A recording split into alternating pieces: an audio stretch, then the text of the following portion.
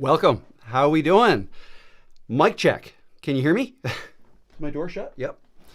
Can everybody hear me? Welcome to the live stream. Welcome to Tuesday. Wow, it's Tuesday already. Yeah, would love to hear confirmation that you can hear me. Yes, awesome. Thank you, guys. Yeah, how's everybody doing? What's your week looking like? What I just showed you in the countdown is a live shot of outside. I thought we'd be getting snow today, but now it's going to be rain, and that hasn't even started yet, so that's okay.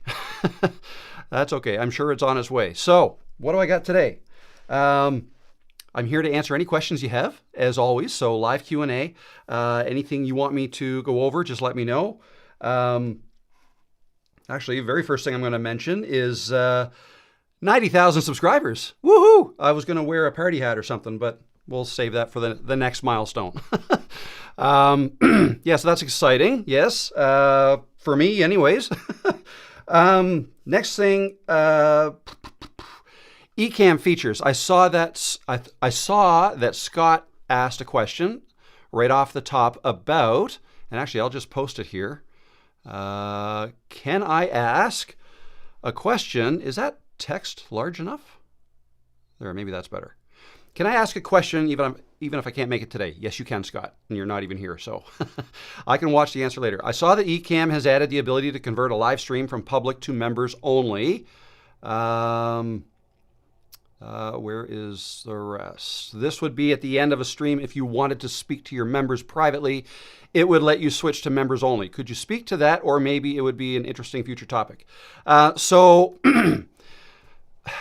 I have not tried that yet. I have heard that that's a new feature of Ecam Live. In fact, I don't think I've upgraded my Ecam. It asked me to upgrade it right before I started this, and I hate to do that like 5 minutes before I'm going to use it, so I'll have to do that next time. But no, I haven't tried that yet. It's a cool sounding feature. Yeah, maybe, I know, Scott, you do lives, so maybe you could give it a shot and see how that worked out. But if and when I give that a try, I will let you know what it's all about. All right, so yeah, but no, I haven't tried it yet. As always, if you have a question, please enter. I'm tripping over my words today. What's going on? I'm warm. I just got to settle down. If you have a question, put 3 Qs in the chat and then your question, or you can put the Qs after your question. I can search for 3 Qs and then it'll only show me questions. So that's how I try to get caught up on questions that I miss. All right, so there we go. So who is here and where are you watching from? I did set up a poll. You guys see that? I didn't even check to see if my screen, is that set on the right screen? Yes, it is. So let me bring this down here.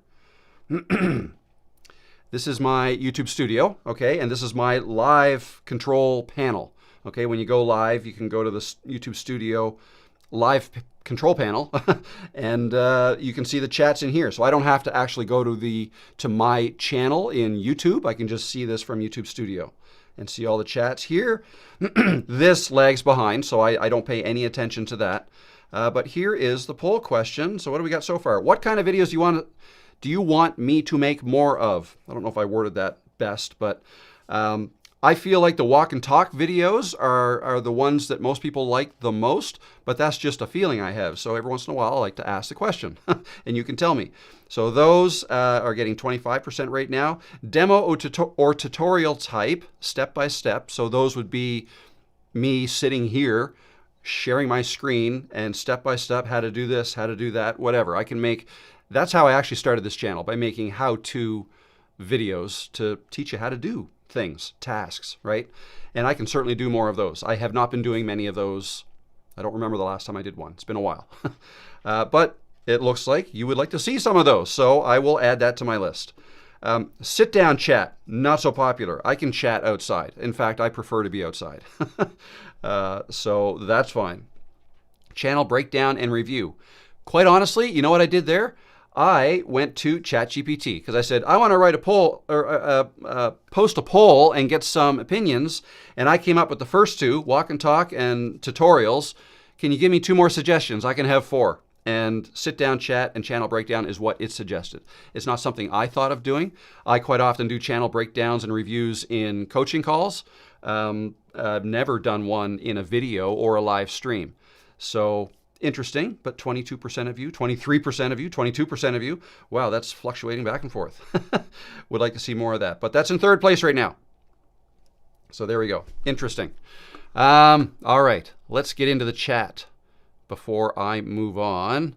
Hello, Mike. How you doing? Good to see you. I think you had a viral video, did you not? That's exciting. Way to go. And here's a question, I think. Social Security. I'm assuming this... Oh, I think that was a follow-up to... let's see. No, I don't see the... Oh, here it is. Oh, hello. Sorry. Sometimes Ecam mixes up the messages, so I don't see them in their proper order. So let me see if I can figure out what's going on here. Marcel.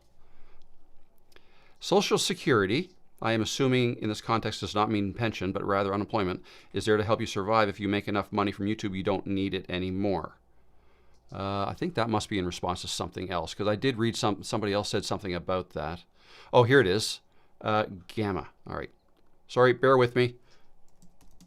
Let me get to the question. There it is. Right there. No, that's not it. There it is. I saw a YouTuber who did a video saying he lost his benefits from his Social Security. He said he wasn't upset because he made more on YouTube, but I thought anything can change with YouTube. So what I can say about that is, well, first of all, we don't have Social Security here in Canada. Well, we call it something different. So I'm assuming this is a U.S. issue. But same, here in Canada, maybe it is called Social Security or old age pension or whatever it is. Once you reach retirement age, you can draw, you get money from the government for being old, I guess, and not able to work anymore. My understanding of the way that works is if you are still making money, then any benefits you get from the government would be taxed at the highest tax bracket that your income is driving you to, if I worded that correctly. So yeah, if you're making money, however you're doing that, from a job or from selling newspapers to AdSense on YouTube, working a YouTube channel, that's income, and you have to pay tax on that. In our country anyways, and in the States, I believe as well, I know, and probably most places. How much tax is going to depend on where you live. And oh, by the way, I'm not an accountant or a lawyer, so none of this is legal or financial advice, so take it all with a grain of salt. I am not recommending anything, but my understanding is that yes, it's considered income, so that could affect how much the government pays you in old age security or Social Security. All right, so you do have to be aware of that. And it kind of leads me to another point, is that some people ask me, should I incorporate a business, or can I just run my YouTube channel personally, right? That also, you really have to dig into your own personal situation to answer that question.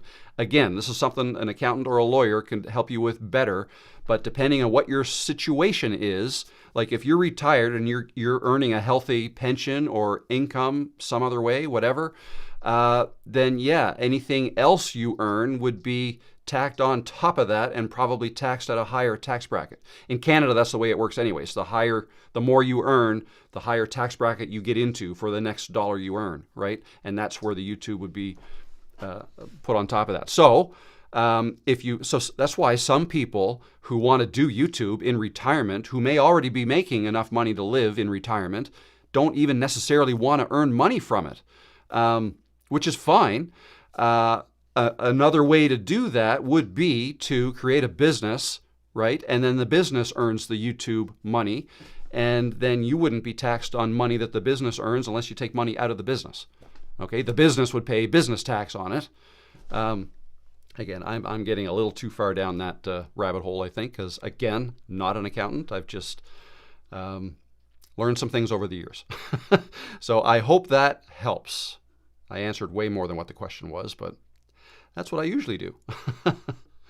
Alrighty. Hello, Mick Doctor from Norway. Hello. Good to see you here. Good morning from Montana. Montana's here. There's Scott again. Shirley is here. Hello, Shirley.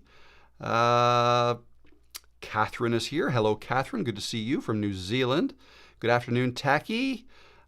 Cycling with Cancer is here. How you doing? Good to see you again.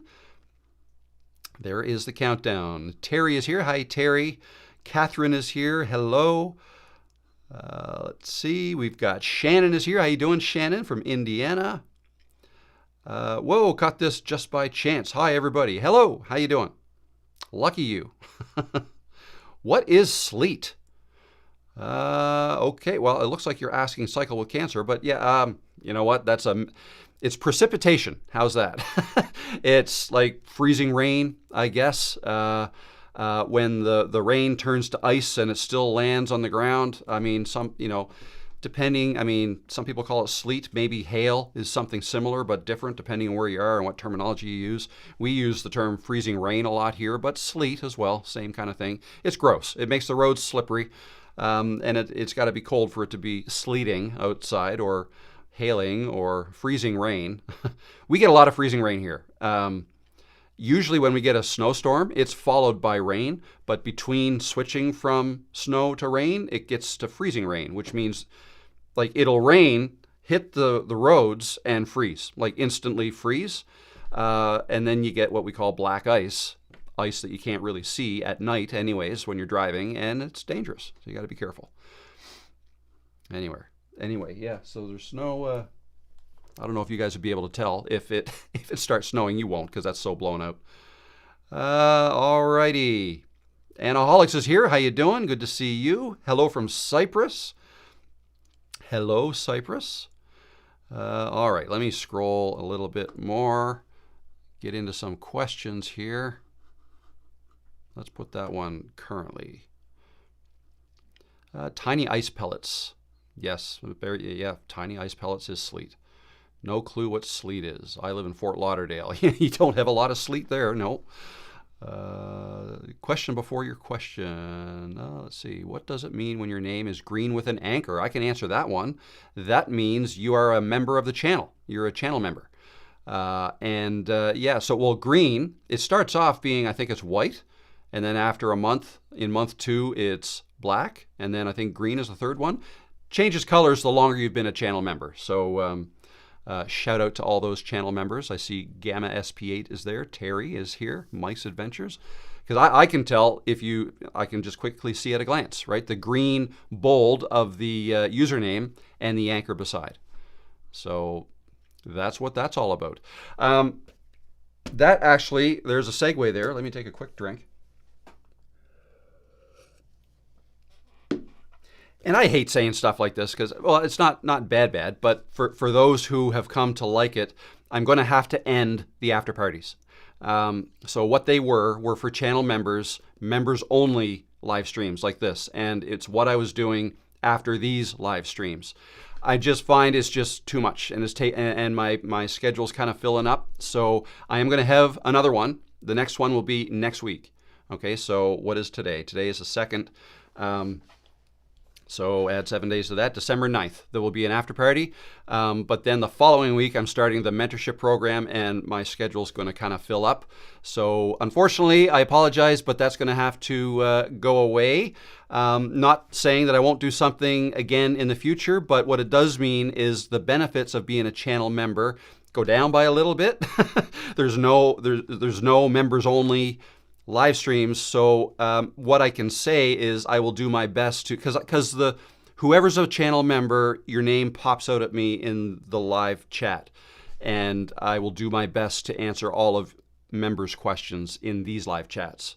Okay, so I hope nobody's too mad at me, but sometimes we have to do these things. That said, I would like to have kind of a special live stream as we get closer to Christmas and the holidays. No idea what that means yet, but if anybody has any ideas, I'm all ears. So there you go. So that's that. All right. Oh, 2 more very quick announcements, and it's so in my description below, some of you may have noticed that I have some affiliate links, okay? There's some, like under the software that I use section, there's a couple things I want to bring your attention to. One is Camtasia. Now, I'm not looking at it right now, but there's a link in there that says you get, I think, a 10% discount if you click my link. Well, I can tell you right now, and this is going to take commissions away from me, but if you are at all interested in Camtasia, don't click my link. Instead, go to their website before tonight, because they're having a Cyber Monday sale and it ends tonight where you get 50% off. All right, so, and that's for an annual thing. Again, I tried it with my link to see if you get the 50% off, and you won't. You'll get the 10% off, and it's a higher price. So just use their link. Call it a favor from me to you. The next one is vidIQ. Now this, you do have to click my link, and I would get a commission, but if you click my link below and then enter code START2026, so START 2026, you get 30% off the first 3 months. These are just emails that came in today, so I wrote them down. You know what? I'm going to share them in the live. So I probably should have made a graphic and put it on screen, but I didn't. If anybody forgets what I said, then feel free to email me and I'll remind you. All right. Cool. So that's that. Pretty much that's it off my list. All right, guys. See you next week. No, I'm just kidding. Let's just keep going through the chat, see what questions might be out there. Let's see.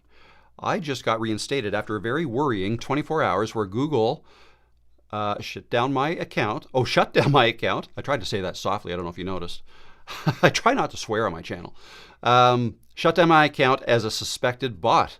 Happily, the internet was very reassuring, and I appealed and back in business. Oh, well, congratulations. Bullet dodged. Well done.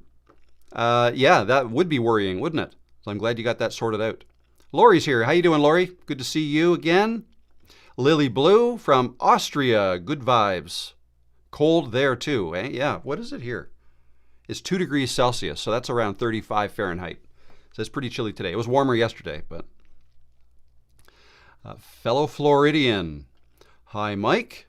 Hello of me and hate. Hi, Lori. This is awesome. Everyone's saying hello, getting reacquainted. This is awesome. All right, let me keep going down here. You know what? I should probably throw in some cues. Let's get to a question. Answer that, that. And thank you, Catherine. Yep, put 3 cues there, and then I'll see it. I'm starting to sweat. I think my furnace is set too high. And thank you, Heidi, as well. 3 cues.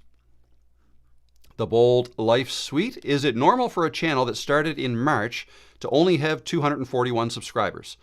The answer is no. And I'm being kind of silly here. There is no normal. There really isn't. I mean, channels that are older than yours have like 10 subscribers, and some channels will get 1,000 subscribers in their first couple of weeks. So it is all over the place. It really is. There's no normal.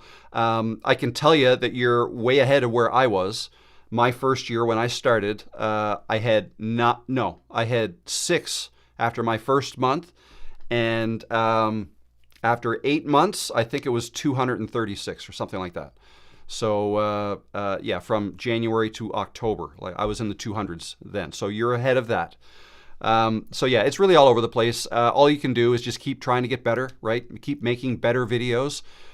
And you say, well, that's easy for you to say. What do you mean better videos? I don't mean, better editing. It's just a combination of things. A good video isn't a video that's been edited well. A good video is simply a video that people want to watch. That is it. It can be the crappiest quality. Audio can be crap. Video quality crap. Right? Colors off. You could even, stumble over your words, leave all kinds of ums and ahs in there. You don't even have to make sense. If people watch it, it's a good video. That's what YouTube thinks. All they're looking at is, oh, wow, okay, this video is 10 minutes long. Everybody's watching all 10 minutes of it.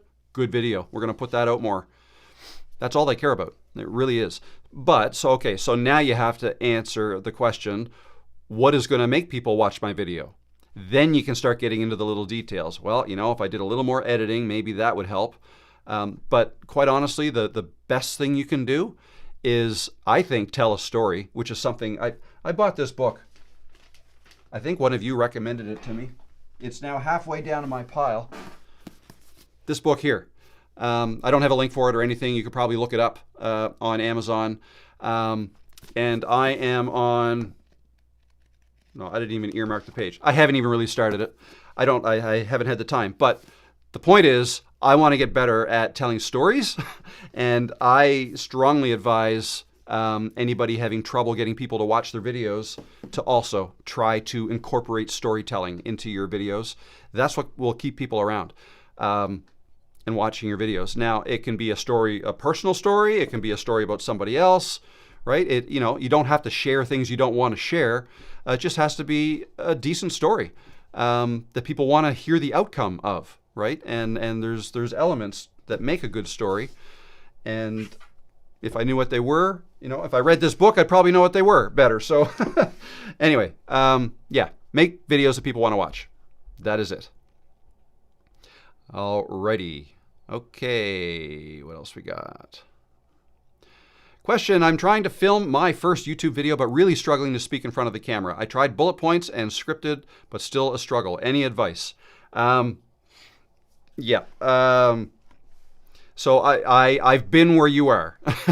The first several years that I did this, I either used a teleprompter, or I would memorize line by line and just read line by line and then stitch it all together, which took forever.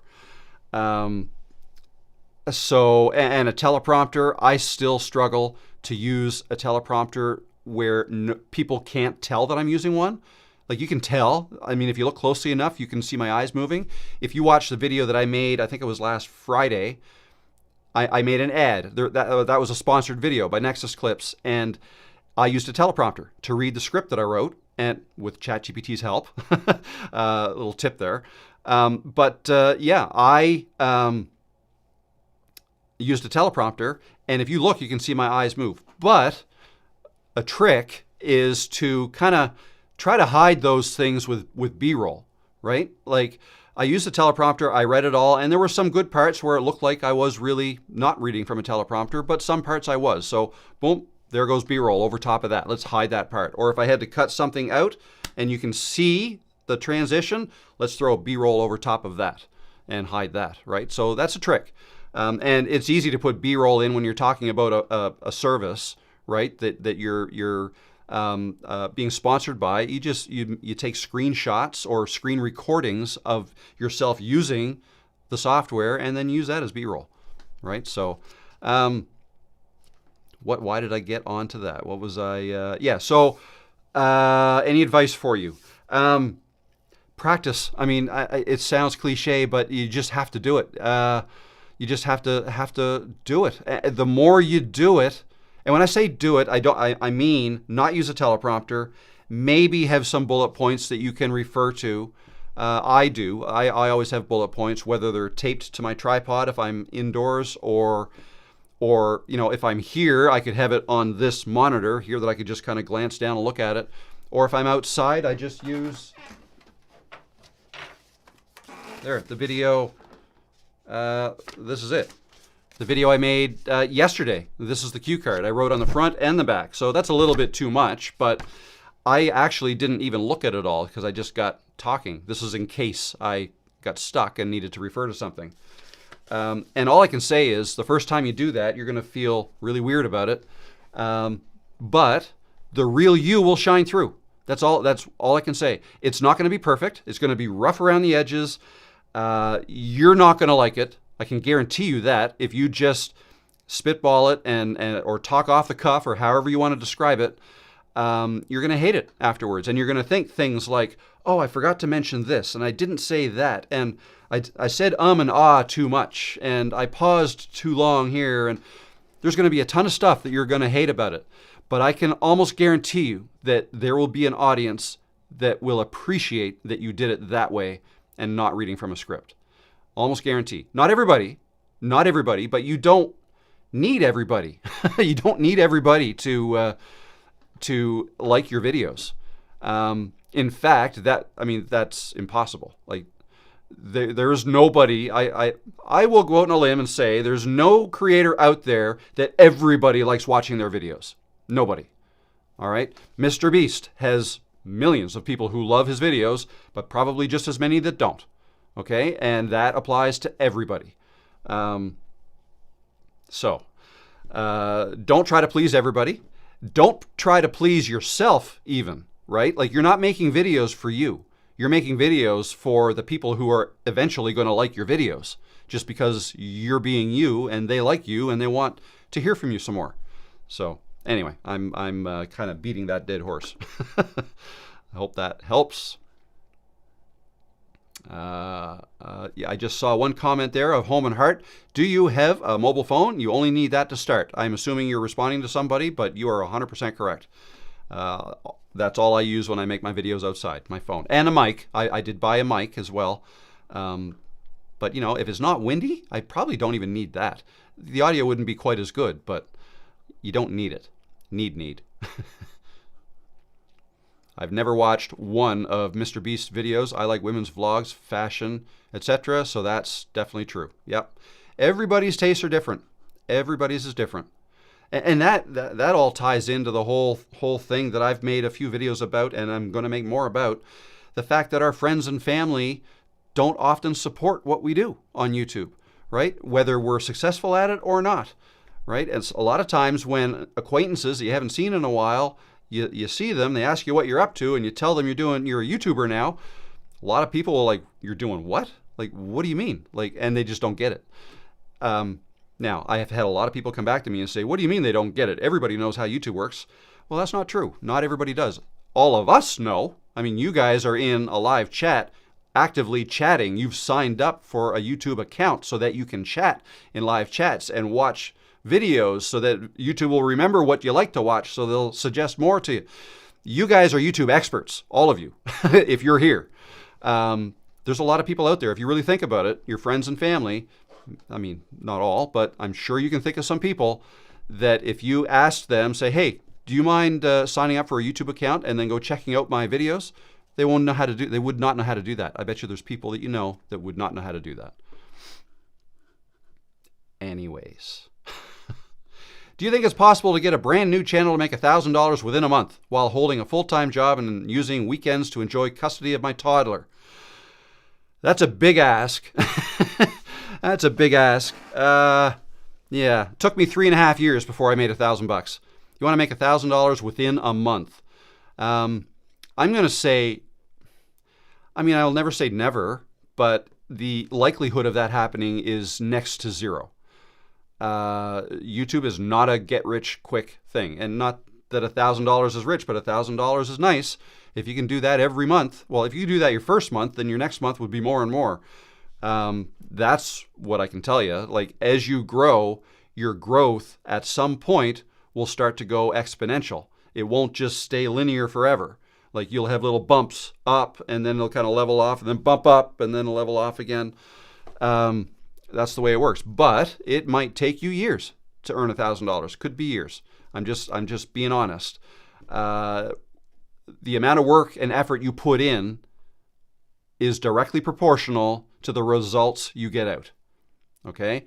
I can't tell you what that ratio is. That ratio is different for everybody. Everybody is starting from different places. Some people already know how to edit videos. Some people don't, but they have a really good idea maybe. Some people may not have an idea at all. A lot of people think that they can just start a YouTube channel, and the fact that they've started a YouTube channel and they've uploaded a video, that they're going to make money. And that's not going to happen.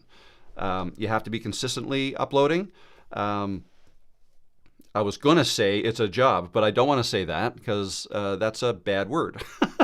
I like to think of it, honestly, as a lifestyle. Like YouTube is what I do in life, and I enjoy it. And, yes, it's providing a living for me. But, a lot of people do it for other reasons too. But anyway, no. Brand new channel, make $1,000 within a month. Yes, I'm sure I know it's been done. But that is the 1% or less. probably much less than 1% would have that kind of success. But hey, not saying you can't do it. Give it a shot. If you got a really good idea and you're energetic and charismatic, and people love watching you on film, then absolutely, hey, maybe you can. And I wish you all the best. I hope you do. I hope you do. You use Ecam Live? Yes, I do. I just bought it to boot my Learning Experience 1.0. What? I just bought it to boot my Learning Experience 1.0. I have 1 second screen to my laptop. I wonder, how many screens do you use and how are those set up? Okay, so I use 3 screens. One is my laptop screen. Here, I will show you. So I'm showing you with my iPhone. This is my iPhone, okay? So what I've got going on here is I've got Ecam Live set up there on my MacBook, all right? And plugged into my MacBook, like one is there, that's an HDMI cable, and that, I believe, goes to my dock down there. And into that, I've got these plugged in. Okay, so I have 2 external monitors. That one is my 4K 32-inch monitor, and then that one is a travel. It's just a little, here, I'll show you the side. It's a thin travel 18-inch 1080p monitor. All right, so 2 monitors plugged into my MacBook, and then of course that is for the microphone, which is wired to up here. Okay, there's the mic, and then I'm using that camera, the Sony ZV-E10, and of course this camera right here, my iPhone on the tripod, which I had set up looking outside when we started this. That is my setup. That's how I've set it up. Now, having said that, you do not need 2 additional monitors to live stream. You don't need any additional monitor. You can just live stream from your laptop. That's it. You can live stream from your phone if you want, not with Ecam. But with Ecam, you can just live stream from your laptop if you want.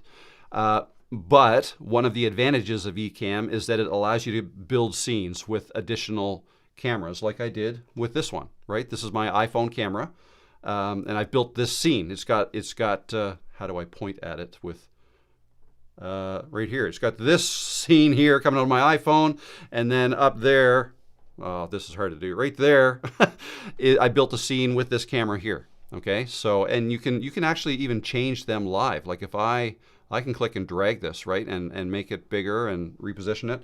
Now I'm just going to go Command Z to undo what I just did. Yeah, it's really kind of a cool editor. It's a lot like Canva in that you can kind of just position things, or a lot like a video editing software, really, but it's live, right? So anyway, let's get back there. That's how I'm set up, but you don't have to be as complicated as I am. I'm sometimes hesitant to share that. Whenever I do, I just like to say, you don't have to have all that what I have going on here. All right. I didn't know you could block them. What are we talking about here? Have we had to deal with a spammer in here? I think I have a couple of, well, Catherine is a moderator, so she can delete anybody we're having a problem with. Yeah, cool. Awesome. Let's see. Another question. Do you still recommend waiting 24 to 48 hours before publishing a video? I don't think I've ever recommended that. No. I mean, the video I made yesterday, I went, what was the timing? I went outside, I filmed it. Oh, it's a blur. I've had a whole bunch of meetings these last couple days. I went outside between meetings. I think I had a 2-hour window. And I filmed it, and when I came back in, I started editing. It wasn't quite done. Then between other meetings, I finished that. Anyway, long story short, as soon as the upload finished, I published it. I didn't wait, and it's doing just fine. It's, I guess, average right now. No, you don't have to wait at all. The only reason to wait would be if because of your own schedule. Right? Like maybe you just came out with a video yesterday and you want to do 2 videos a week, and now you're already ready with your next one. You may want to wait a couple days so you can space them out and have them, like a video every 3 to 4 days, right? So, and you also may want to publish your video at a specific time of day based on when you normally publish your videos and when your viewers expect you to publish videos. You may want to wait for those reasons, but you never have to wait for reasons thinking that YouTube needs time to figure out what your video is. You don't need that. You don't need to wait for that.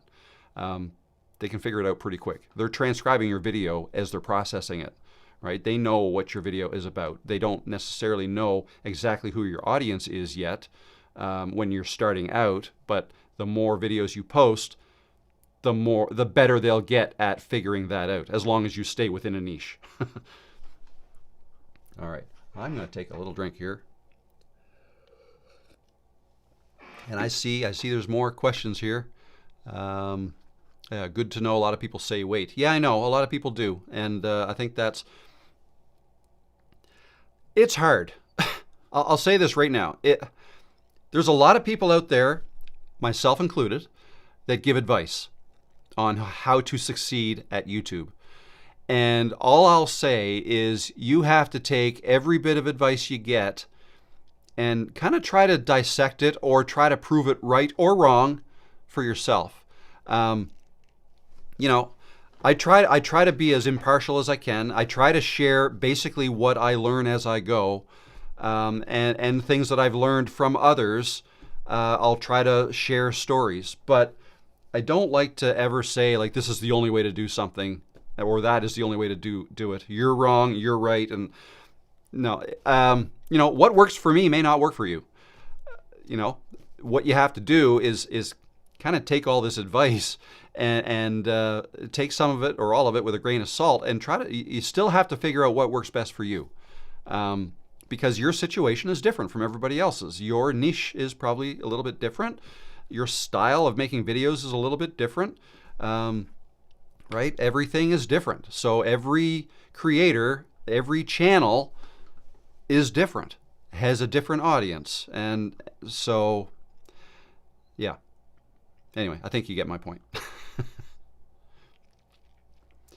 Question, Rob, as a Canadian, do you have to file a return with the US IRS as the income is from Google in the US? No, I do not. Canada and the US have an agreement that if a Canadian earns, so bottom line is I file my taxes with my own government, okay? Because of that, the US doesn't have to withhold any money from me for tax purposes. You know how when you have a job with an employer, that employer typically withholds some tax, right? It's basically to try to help you out so that you don't end up having to pay thousands of dollars once a year when the tax is due, right? Your employer helps you by paying a lot of that for you, and then you settle up with the government once a year, like in April or March or April, or I think it's very similar in the States as it is here in Canada. But yeah, no, the bottom line is I'm Canadian. I live and work here in Canada. I don't have a US address at all. And so I pay my income, or I pay my taxes to Canada. Therefore, to make sure YouTube doesn't withhold up to 30% of my earnings from me for tax reasons, I have to fill out a form. And in Canada, it's called the W8BEN or W8BEN form, basically stating that, yeah, no, I'm not American. I'm Canadian. I live in Canada. I don't have any house in the States or anything like that. So yeah, I pay my taxes in Canada, and then I send that in, and YouTube says, okay, great, yep, we're not going to withhold anything. We got that on file, and then I get all the money. But then it's up to me to pay my tax here in Canada. So as a small business owner, I have to, now I don't have an employer holding back the tax for me. I have to be careful. Some people would set up a separate account. Okay, that's my tax account. I'm going to put some money in that every time I get paid, or you don't have to if you're, if you can handle that responsibility and then pay your tax when it's due, right? So that's how that works. And I can't speak to other countries, but you said as a Canadian. So yes, I am Canadian, so I can speak to how it works here. Okay. Do you have thoughts or experience with releasing videos over the Christmas period? Best to avoid a couple of weeks and wait for the new year?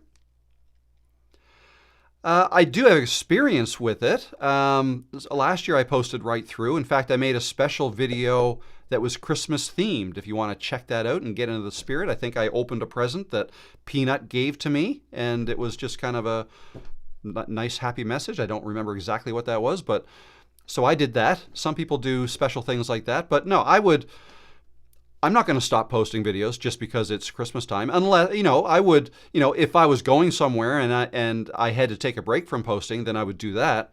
But no, just because it's the holidays, I would not stop. I mean, there's billions of people out there on YouTube. There's always going to be people available to watch your videos. I mean, you may see a downturn in views, I suppose, at different times of the year, but I don't take that into account when I'm deciding what videos to make. Not usually. If it's a special, holiday or something, I might mention that in a video, but other than that, no, I won't let it affect my schedule. Hey Kim, how you doing? Good to see you. When you started doing live streams, was it mostly about building community or did you have a bigger purpose in mind? I'm curious how you decided live streaming was the right fit for you. Good question. The initial driver for me, which I have since revised, the initial driver for me was watch hours. I wasn't monetized, and I had tried live streaming, and I thought it was a cool idea. And I probably thought, yeah, if I did live streams as well as videos that I could reach more people. I guess that was probably my initial thinking. But then once I did a few, and I saw, even with only a few people showing up, if I'm live for an hour and a half, the watch hours build up pretty quickly. And it didn't take me long to figure that out. So with the watch hours building up, I say, wow, okay, that's great. But then I stopped, right? My videos weren't doing well, and I wasn't exactly sure where I was going with the channel. And so it wasn't until, well, it was, geez, we're coming up on 2 years now. It was February of 2024 when I decided, you know what, I'm going to do that. I now have seen enough to know, still not monetized, but I've seen enough to know I can get a lot of watch hours if I keep doing these live streams. And I noticed that the longer I did them in consecutive weeks, the viewers went up, right? If the viewers go up, 1 hour live stream would get, with 10 people watching, that's 10 hours, boom, like that. 20 people, 20 hours. If I want to do it for 2 hours, 40 hours. Now, most people don't stick around for all of it, but right now, for instance, I've been live for 47 minutes. The 199 people in here right now. Wow. Can we hit 200? We need another person. We've been there before, but that's cool. This is a good day. Anyway, right now, the average view duration of the people who have been here, 749 views. Why don't I just show you this? Wrong one. That one. Just so you get an idea. Sorry. There you go. Right here. 199, 189. So I just spoke up and 10 people left. 750. There's been 756 views. 189 are still here right at this moment. And the average person has watched almost 9 minutes of the 48 minutes I've been live. So most people don't stick around for all of it. People come, people go. That's just the way that works. All right. So yeah, look, it took like a big dip there. I don't know what that's all about. Anyways, sometimes there's glitches like that. 207. Awesome. That's cool. We'll come back to that. So yeah, let me finish answering the question. That was my initial driver, watch hours. I have since revised that because I got monetized around 3 months after, or maybe it's 4 months, 3 to 4 months after I started doing my live streams consistently and pumping out videos consistently. I got monetized. Before I got monetized, I was so wrapped up in the watch hours because I was over 2,000 subscribers, 2,800 I think at the time, but my watch hours were like 2,700 after over 3 years and declining. And I knew, I did the math. I need to average, I think it ended up being 11 hours a day. Yeah, I'm not going to be able to do the math. Divide 4,000 by 365. 4,000 hours divided by 365 days, I think it's around 11 hours a day. You have to average. So I saw once I started doing lives, it was going to happen, right? I'm getting monetized. I'm well above the 1,000 subscribers, and it happened. But what happened was, when it happened, I just blew through. I think I got 4,000 hours one month. The next month was 6,500 hours, and there was no looking back. It's now in the tens of thousands of hours a month. So yes, live streams really helped with that. But I have since learned, or the way I'm looking at it now is, watch hours don't even matter anymore. Once you're monetized, I mean, they do matter, but the number of views is the more important thing, because that's kind of what ads are based on. Ads are attached to the number of views. If you get a view, there's going to be an ad, and you can earn revenue from that. But that aside, that's why the watch hours don't become as important anymore. Now the live streams are not about the watch hours. It's building a community. It's always been about building the community, but now I just see it more clearly. I'm not as focused on the watch hours. I'm more focused on, this is awesome. I'm building a community here, 216 people now.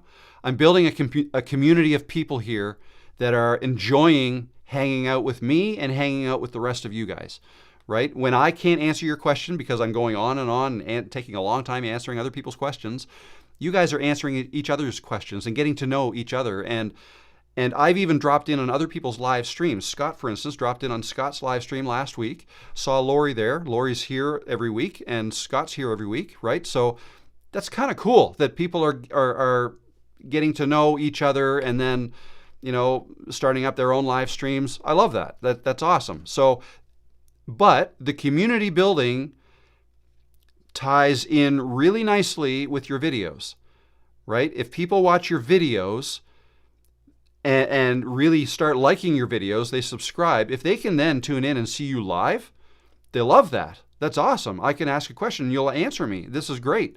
And it also gives me a chance to promote myself and the things that I'm doing. The Creators Growth Project that I'm running right now. My courses, I can plug those. The affiliate links I got, I can plug those, right? The videos I'm gonna make, I could maybe generate some excitement about a future video. I can talk about it here. I can talk about the videos I made, right? Like a couple weeks ago, I made one that was a little controversial. Well, we talked about it in a live stream. So it kind of completes the circle and builds a community. And I just think, yeah, that's what I think it's all about now. But it always has been. So there you go. 15-minute answer for you, Kim. I'm good at giving long-winded answers. Here, let's see. Let me just see where we're at. I just saw a question there. I wish there were more YouTubers doing how-to videos that aren't just there to plug products through affiliate links. There's a lot of, you should do this, but only send you to paid services. Yeah, I agree. There is. There's a I guess an ethical way to do that.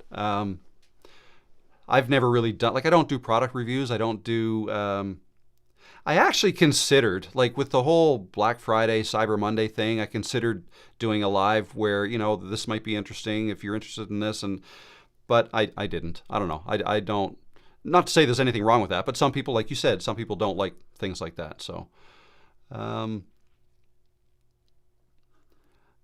do you know if YouTube will start showing channel names again for those of us that are our name? I'm Vangirl Sherrill and like the channel reference better. I'm not sure what you mean. They don't show your channel name? They should. I see channel names. Now, maybe it's different on a phone, because I usually watch YouTube on my computer. But I will say that YouTube does often change things up. They'll change things up, and what you might get used to the way things work, and then you open up YouTube a little later on, and you'll notice, hey, where did that button go? Or what's this button? This is a new button. What's going on? Like the hype button a few months ago, right? I still haven't seen a hype button, so I don't know where they're hiding it on me. But they roll these things out differently at different rates to different people, different countries. Right? And they like to test things on smaller groups of people before they officially roll it out to everybody. So that much I can say. Question, I'm thinking of starting a drive with me for solo van lifers to fill the time during long drives. Would you caption all with drive with me and topic? Would you caption? That sounds like a lot of work to me, although no, you could use AI now, I suppose, to caption videos. I don't know if I would. I guess it really depends on the style and the vibe you're going for. Yeah, I don't know that I would caption it. If it's not a lot of work, then sure, you can caption it. But if it's a lot of work, I'd probably lean towards no. But again, it really kind of depends on what your, what your videos are about and what's the intent. If you want people to listen into your conversation, if you're talking, but what you're saying is a little bit hard to hear, then yeah, you might want to use captions for those parts. But the parts where you can hear, I wouldn't worry about it. Like, I don't caption my own videos anymore, even though I used to caption other people's videos when I was freelancing. I just saw a new crew member. Thank you, but that reminded me I saw a super chat earlier. I'll go back and I'll find that and I'll read that. I apologize. I'm not good at that. What was I saying? Yeah, no, but I don't caption my own videos now at all. I just leave it up to YouTube. YouTube will do it automatically, right? So they're not always perfect, but they're good enough to get the point across. So yeah, let me go back here. There it is right there. We've got No Ordinary Diary. Thank you so much for the super chat. It says, congratulations on hitting 90K. I appreciate that. Thank you very much. Very exciting. It happened last night.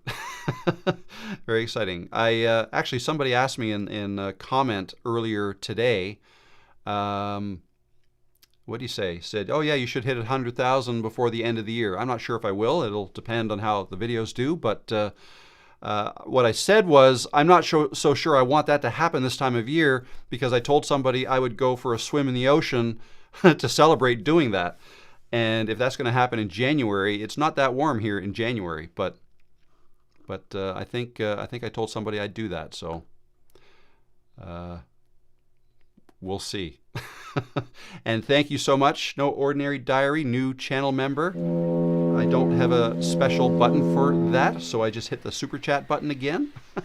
And now also, again, Carrie Spirit Mentor, thank you very much for the super chat. I really appreciate that. And you simply say thank you for everything you do, Rob. I appreciate you. I appreciate you too. Thank you very much. How kind, very kind of you. All right, let's see. Are there any other questions? Yes, of course, there's lots of other questions. Lots of other questions. Let's see. Question from Catherine. Do you still plan on doing the analytics for beginner's tutorial type live stream? Let me write that down again. It's been a busy week. Yes, I do want to do that, but it did slip my mind. I apologize, but that is something I should do. Maybe I want to do another video this week. Maybe that's what it is. If you leave the YouTube Partner Program and are not at the threshold level, does YouTube keep that money or pay it out to you? I don't know.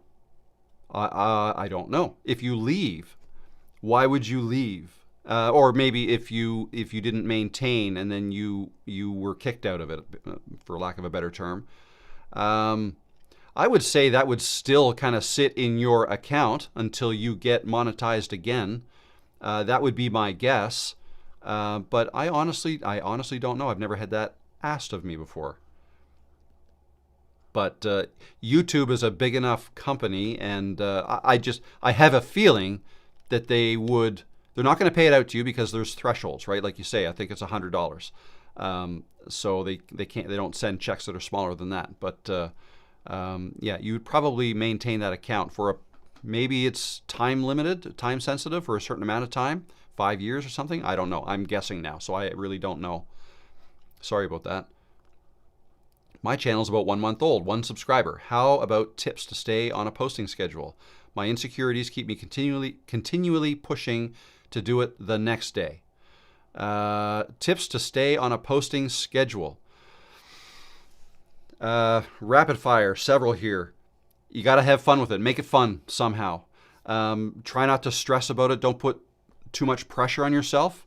Don't worry about being, so it's really going to depend on what your channel is about, and what you're talking about. But don't worry. I mean, I was going to say don't worry about being perfect, but maybe the content that you're talking about, you have to be accurate, at least if you're talking about data and stuff. But like if you look at my videos, for example, when I'm outside walking on the trail and sharing my thoughts, a video like that, which I recommend people try, at least try, because those are the types of videos people like.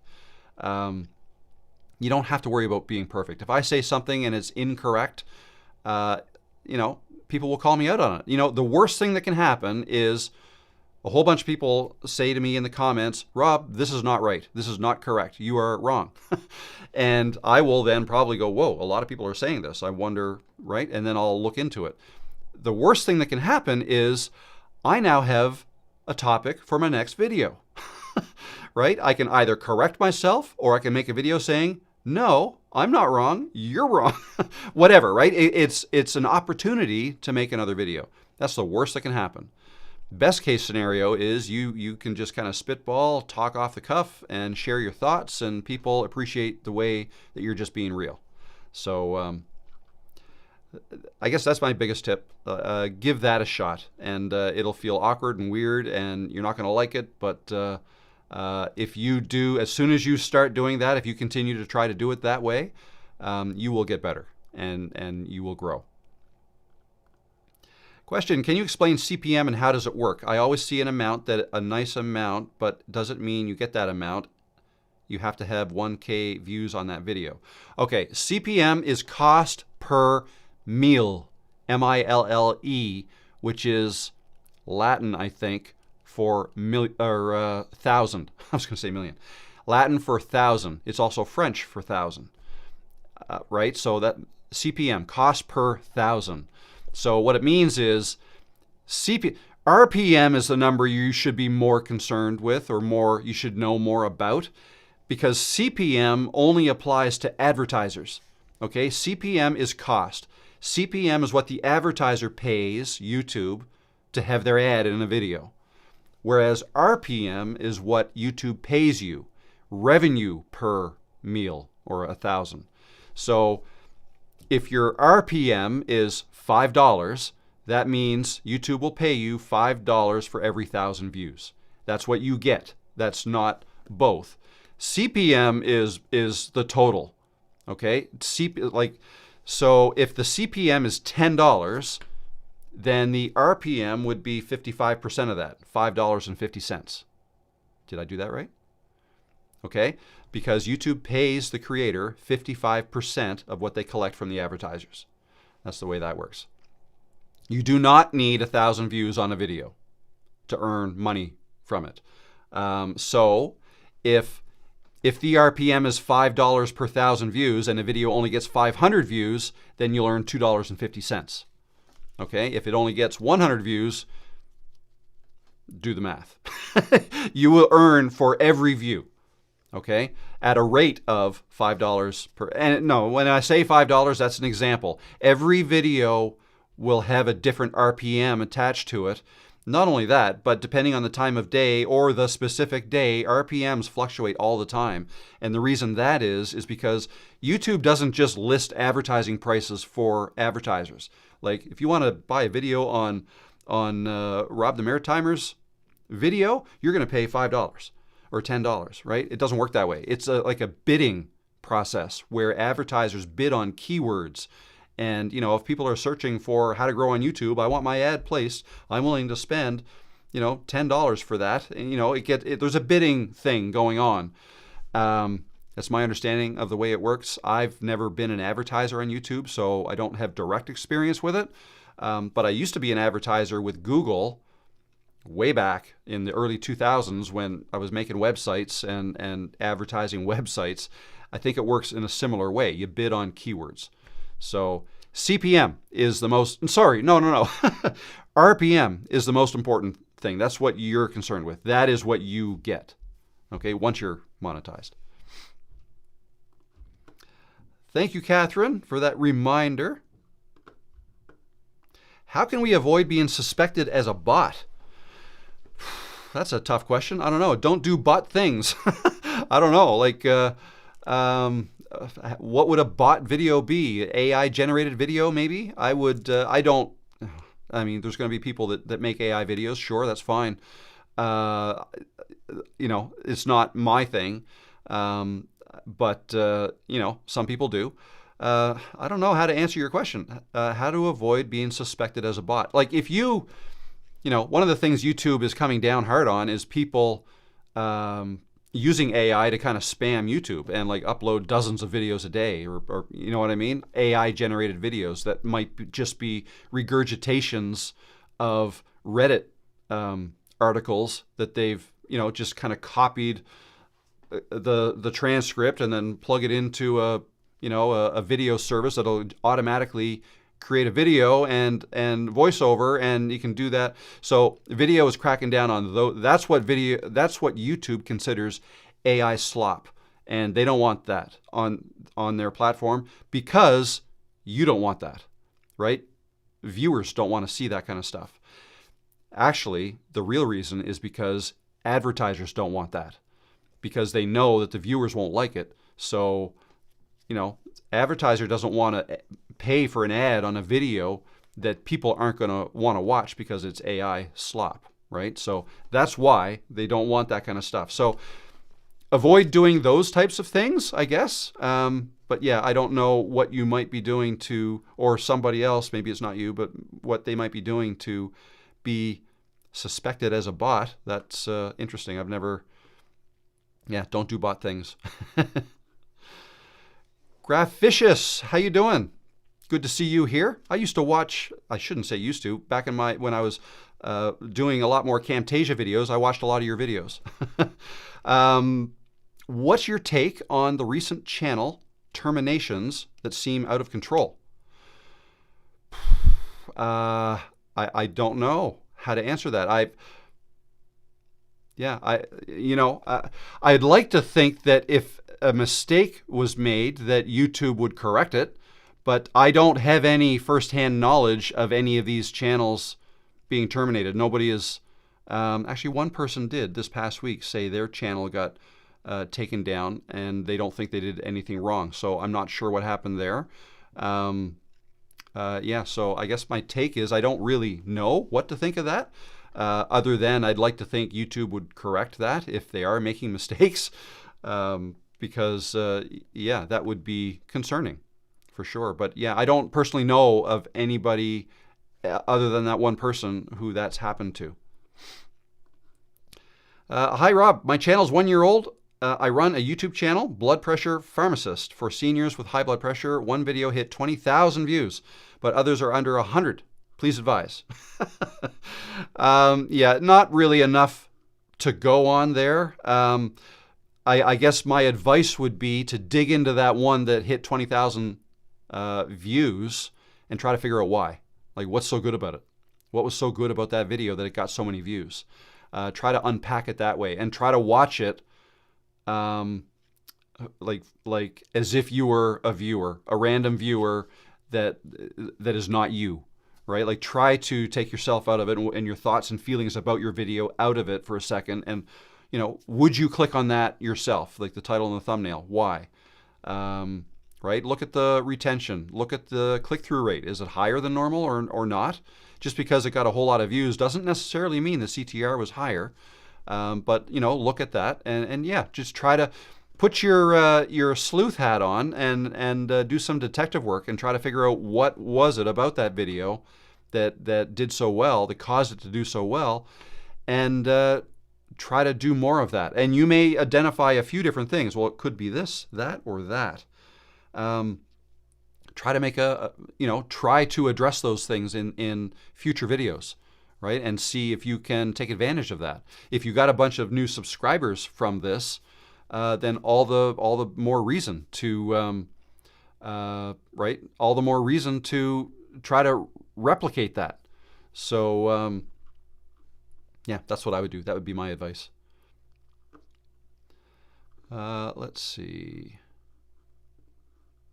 Oh, I see a quick question, current question. Is there any reason why you don't use vidIQ Thumbnail Creator?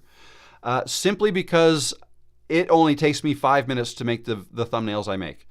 And I have yet to use vidIQ or any AI tool to automatically make my thumbnails. I'm still in that camp of I prefer thumbnails to be real and not AI. Not saying anything against those who want to use AI tools to make the thumbnails. You know, if that's working for them and you, great.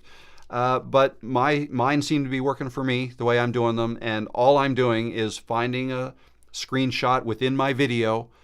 I'll take a screenshot of it, I'll put it in Canva, I might adjust the size or positioning, throw some text on it, and it's done. And it's usually done before my video has finished uploading to YouTube. So that's the only reason. Nothing against the tool. It just doesn't fit my workflow. All right, let's see. Question, how long did it take you to start getting, sorry, I'll just close this one here. How long did it take for you to start getting 1,000+ views per video? Did you have any earlier channels that you ditched to start this one?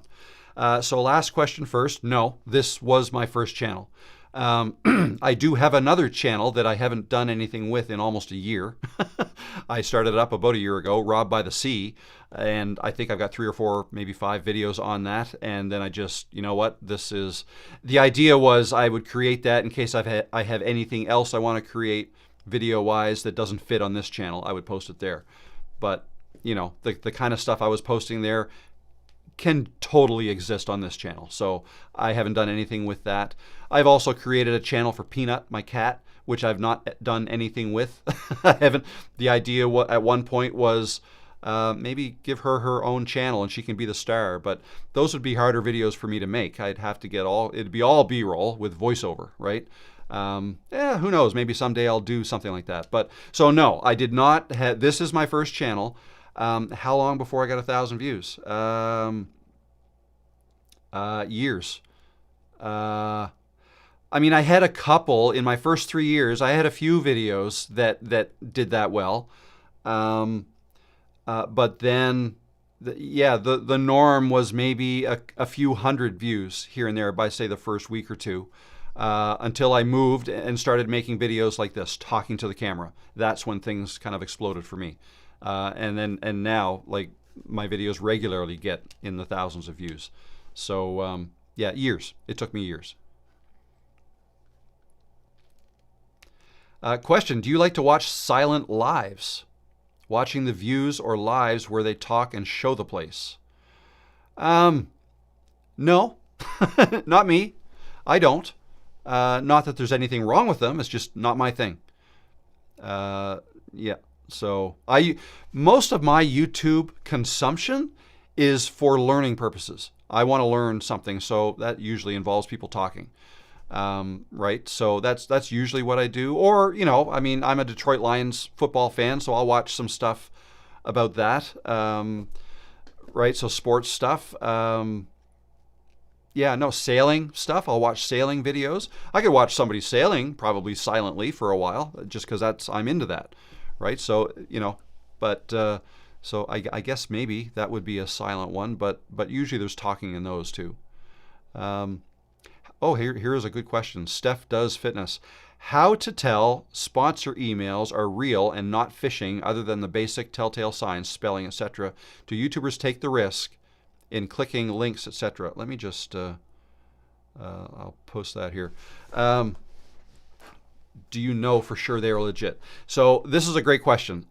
There are a lot of phishing emails out there, and you got to be careful. So I feel like I've been extra careful. I went quite a long time before I did any sponsored emails. I needed to be darn sure. So there are telltale signs. You know what? Honestly, what I do, and even ones that end up being legit, I will copy the email I'll paste it into ChatGPT, and I'll say, I just got this email, and this is who it's from. This is the email address it's from, and here is the whole email. Is this legitimate, or should I be concerned? And it's been a big help. It'll tell me what to look for. It'll say, this is good, this is good, this is a red flag, this because of this. You want to dig into that more. So that's what I would suggest you do. Don't take ChatGPT's word as the ultimate truth, though. Like, it makes mistakes sometimes, so you still have to be careful. Avoid clicking links, right? I don't click links typically. Entering banking information and stuff into a portal that you don't know, right? Or entering your YouTube login information. So I've heard of that happening. Right? People enter their YouTube login information thinking they had to get signed up with whoever sponsor. Next thing they know, their YouTube account is gone. Why it goes away is usually because the hackers will get into it and do something bad, illegal, whatever, and it gets shut down. So, and then, that's what you have to be careful about. You could call. Right? You could actually look up, if you get an email that you think is legit, even after going through ChatGPT and stuff, call the phone number. There should be a phone number there too if they're legitimate. And if it's not in the message, actually go to the website. Like, don't click a link to go to the website. Like, go to Google and search for their website and go to that website and try to find out if it's legit that way, and maybe call them. Right? You could do that. So there you go. There you go. That's what I would suggest. Recommendations for editing software, free or not. I recommend Camtasia. That's what I use, and I love it. And again, I mentioned this earlier. Even though I have a link to Camtasia down in my description with a discount, you can get a better discount today until the end of the day if you just go to their website, because they got 50% off of everything right now. And I just use Camtasia Essentials. Somebody asked me that too. Camtasia Essentials or Camtasia Create, and I actually had to look to see what was the difference. But the Create version has some more audiate and audio kind of things that you can do with it that I don't use. I only use the Camtasia video editor. I do my audio, you can still mix audio, but I do my audio processing outside of Camtasia. I use Audition, but you can use Audacity. You could use Audiate if you want to. There's a good deal on that right now.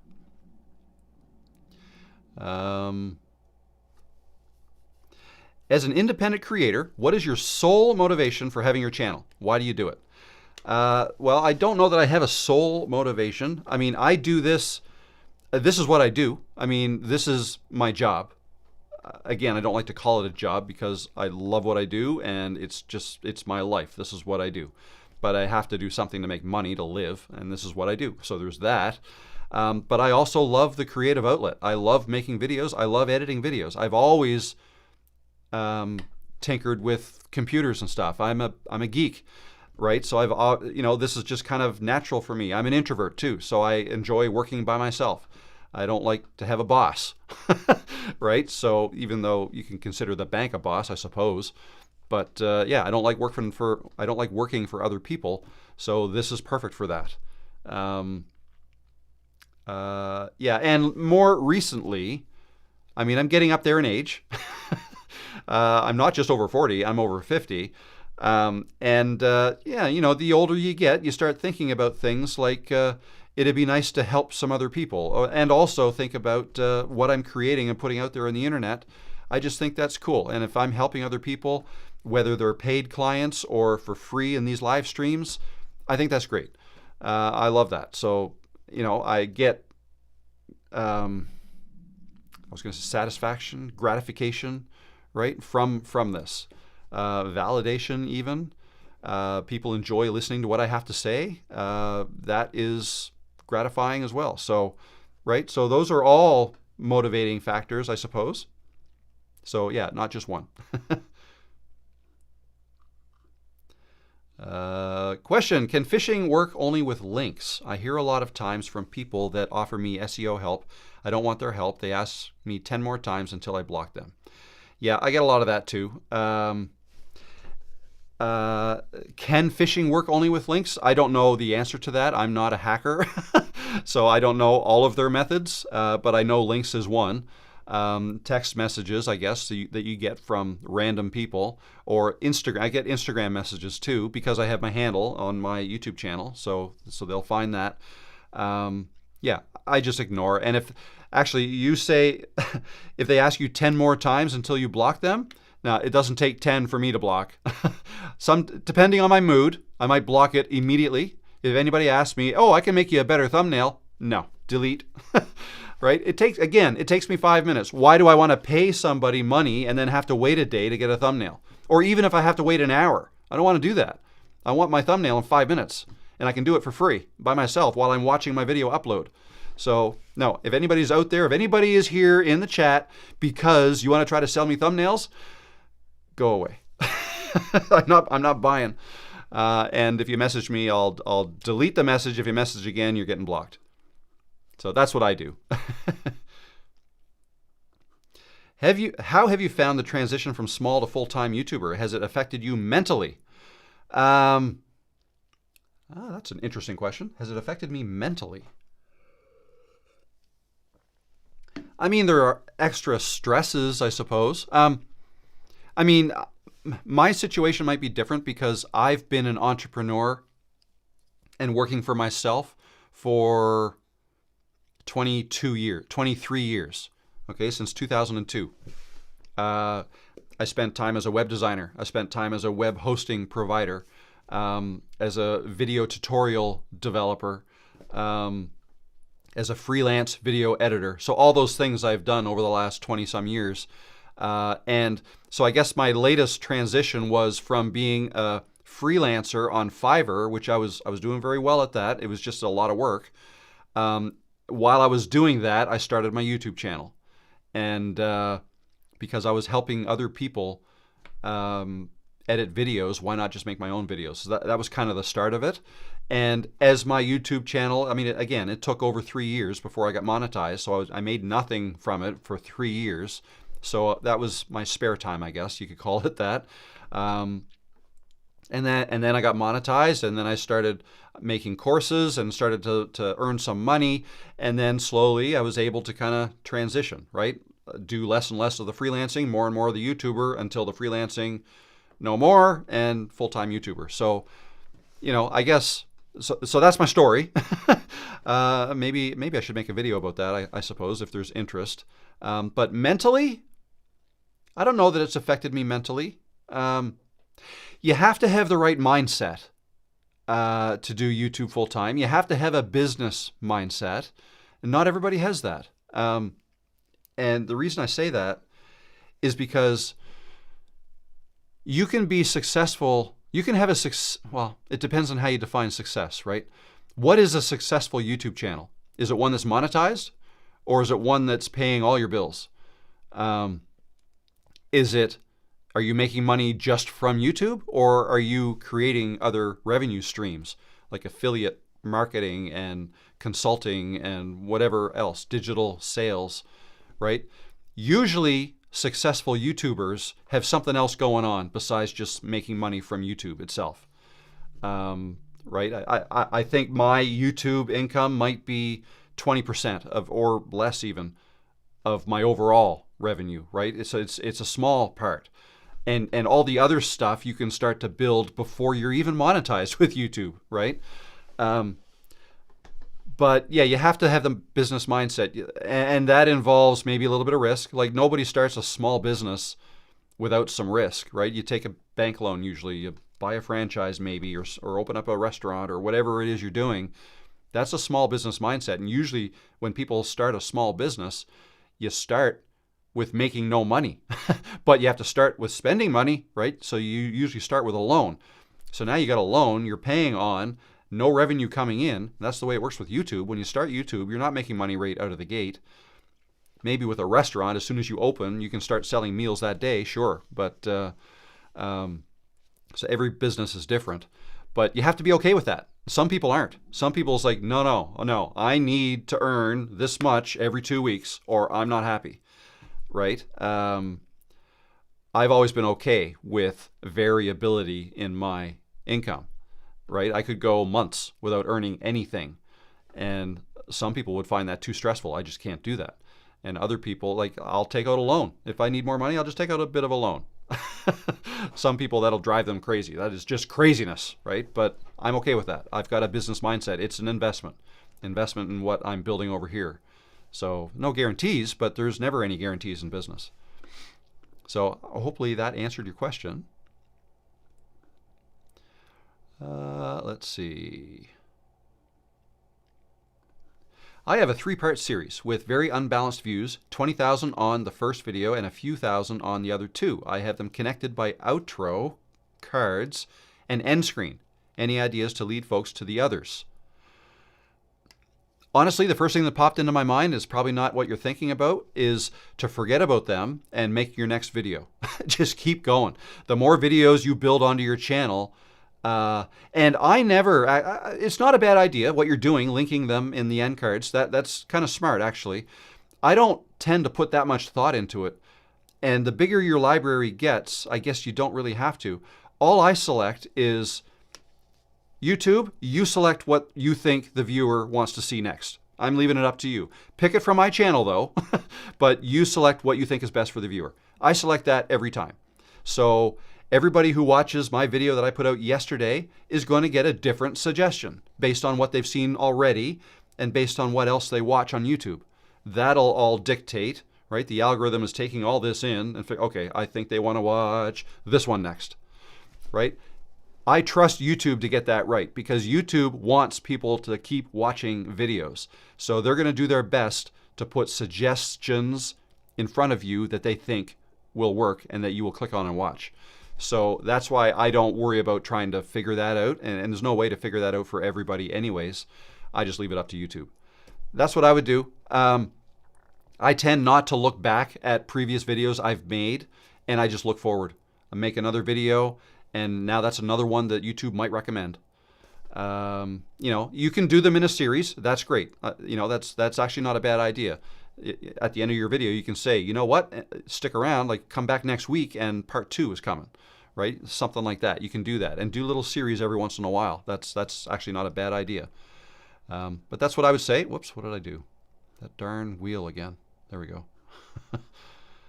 Okay. Hi, Rob. What do you think about hashtags? So I've never used them until about 2 weeks ago. And the only reason I used it is because of the sponsor that I have for a couple of my videos. They require it. They want hashtag Nexus clips in the description somewhere. So I just put it at the bottom. That's the only hashtag I've ever used.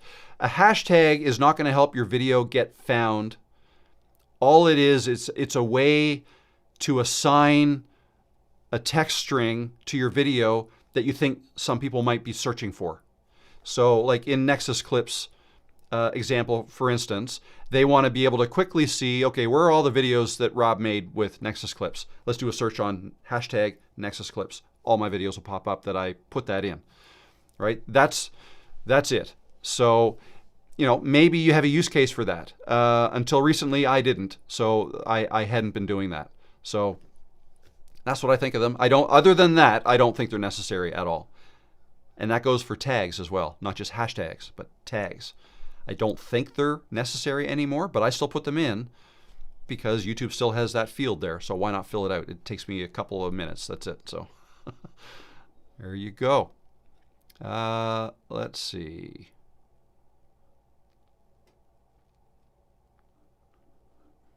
Oh, I just see not correctly. When you dominate a certain hashtag, it's valuable. I suppose. Yeah, I suppose it could be. Yeah, and at this point is where I say, you may be right, I may be wrong. It's not something, I guess, if you dominate a hashtag and everybody knows about it, then yeah, I guess that could work in your favor. Yeah, so there you go. Thank you for that. It's just not something I've ever used until recently.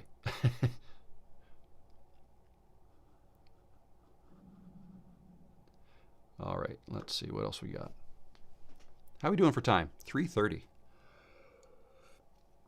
which is 2:30 Eastern, is what it is.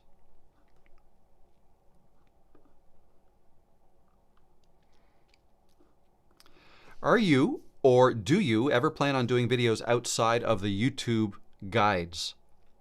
Maybe more of a creative videos or a different type or niche? I don't know. Who knows? Probably not on this channel. This channel, I talk about YouTube and I do coaching and things like that. But you know, as a creative person, I guess if there's something else I want to create and it doesn't fit on this channel, I would put it on another channel, and I may start another channel. Sure, I wouldn't say never. Like let's say I get into, oh, I don't know. Who knows what? Let's say I buy a boat and I want to renovate it and I want to document the whole thing. That's not something that would fit on this channel. I'd probably create a channel for that.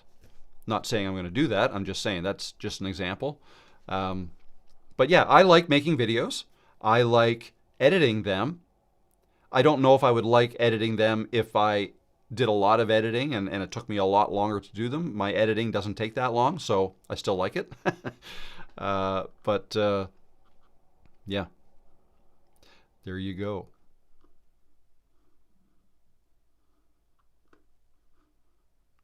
Question, hey Rob, a potential sponsor says to you, I will sponsor a video for $500 this month, but you must turn off monetization for that video. Would you do it? That's an interesting question. Nobody's ever said that to me. I must turn off monetization for that video. I don't even know if that would fly, because what is the $500 for? Like how long? Like I could always turn monetization back on, like after the contract is over. So there's that would have to be thought about. So I don't know that anybody would ever offer that. I could be wrong. Maybe it is offered all the time. I've just never seen it myself. I would lean to no. I would lean to no. I probably wouldn't do that. That just sounds like an odd sponsor request. So that actually, to me, might even be a red flag. Like, this sounds weird. So I don't know. Something seems off to me. So no. But that's just me. I could be wrong.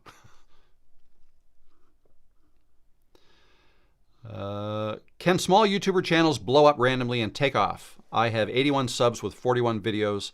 I find joy and purpose in posting, so I don't mind, but my dream is making it a full-time job. Any tips?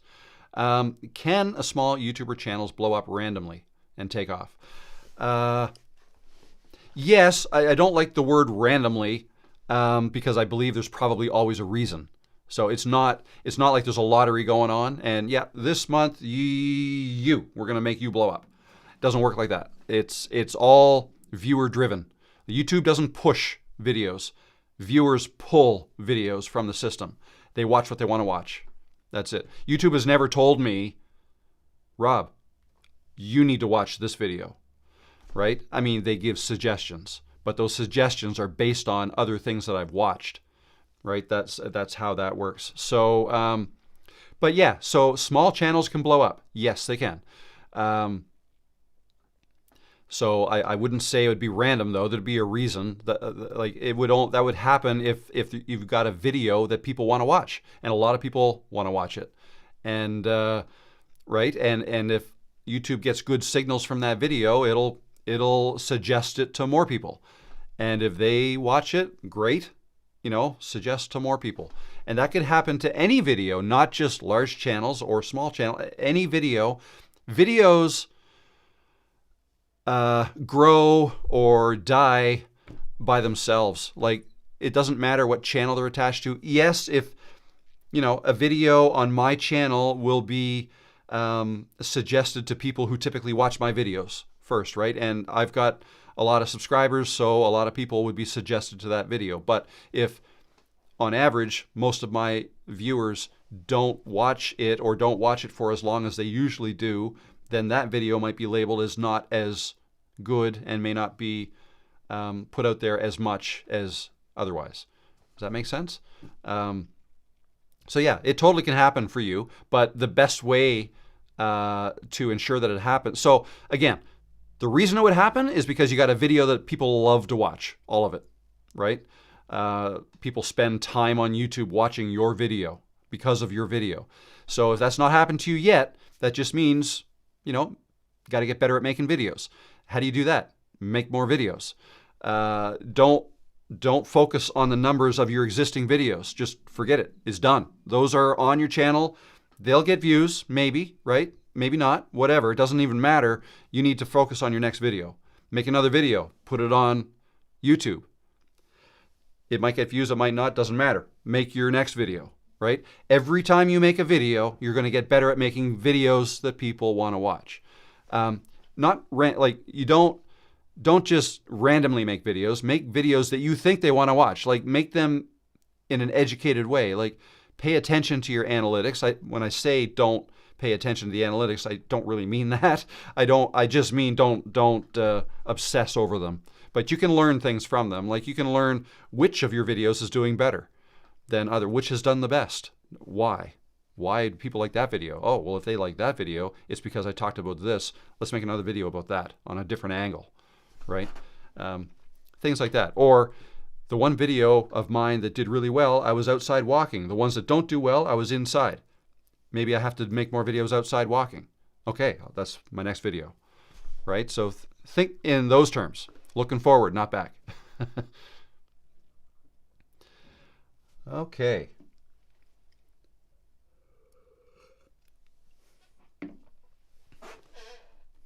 It's starting to... No, it might...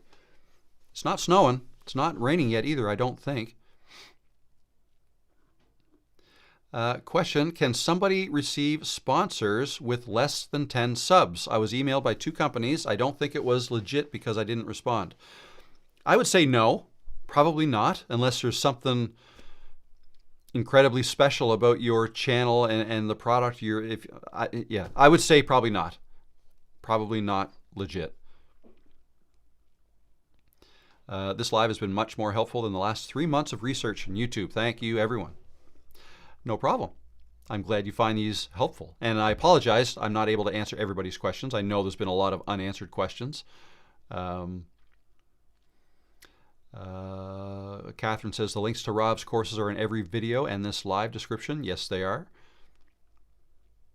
Yes, they are. Or just go to my website. You go to my website, there's a big blue button that says start your journey here. You click on that, it'll show you everything that I offer and ways to work with me. I offer coaching too, if anybody's interested in that. Let's see.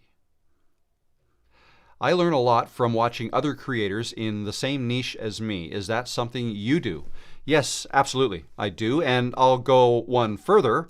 I've contacted some in my niche and have become friends with some in my niche and have had some of them on this channel doing live interviews in live streams. It's been a while since I did that.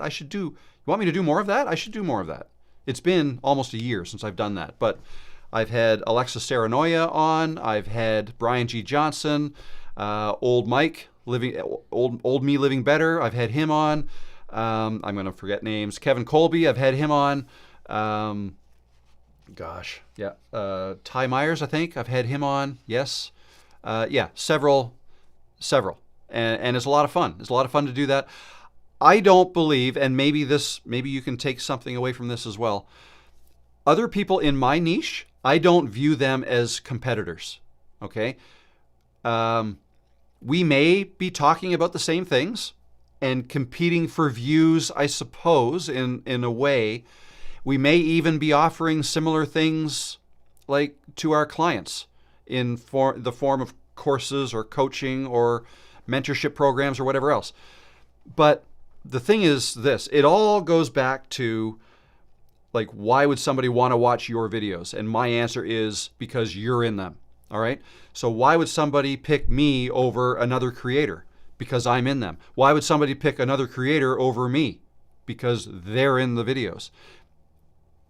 Not everybody is going to resonate with my style. Not everybody is going to resonate with other creators' styles who are in my niche either. And that's okay. There is plenty of room for a lot of people. And again, people who resonate with the way I deliver my information perhaps would become clients someday. If not, perhaps they become loyal viewers and participants in the live stream, and that's all good too. So yeah, it's all, if somebody doesn't like the way I talk, but prefers the way, Kevin Colby talks, then great. Kevin and I have had chats before, and I think he's a great guy, and we have slightly different styles, right? One's got more hair than the other, right? And, some people resonate with him, some people resonate with me. It's all good. It's all good. I'm not going to force anybody to, come watch my videos, don't watch his. Like, it doesn't work that way. Like, people are going to watch the videos that they want to watch. And if we can all together help you all on this journey, I think that's kind of the end goal. And, by doing that, by helping people, which is how I suggest you should grow a channel if you make videos that help people, by doing that, you will grow your channel or business attached to your channel. So that's just a little bit about the way I think about that. So to answer your question, again, 100%, watch videos from people in your niche, and you might find things you like, you might find things you don't like, you might find video ideas, right? So yeah, no, you can certainly learn. I do that all the time. And super chat, thank you, 967 Andy. And he asks, do you click away when the sponsor segment begins? Sometimes, sometimes I do, right? Like I can look at this from two different perspectives. As somebody who has a sponsor of some of my videos, and I've created ads in my videos, but also as a viewer of videos that sometimes have ads in them, okay? As a viewer, if I see an ad, it depends if I'm interested in it or not, whether or not I'll watch the ad. I won't just watch the ad because I think it's helping the creator. I don't think the creator expects that either. But from the creator's perspective, I would only want to put ads in my videos that I think my audience may appreciate or may be interested in. Okay, like I wouldn't put ads for diapers. Like I wouldn't.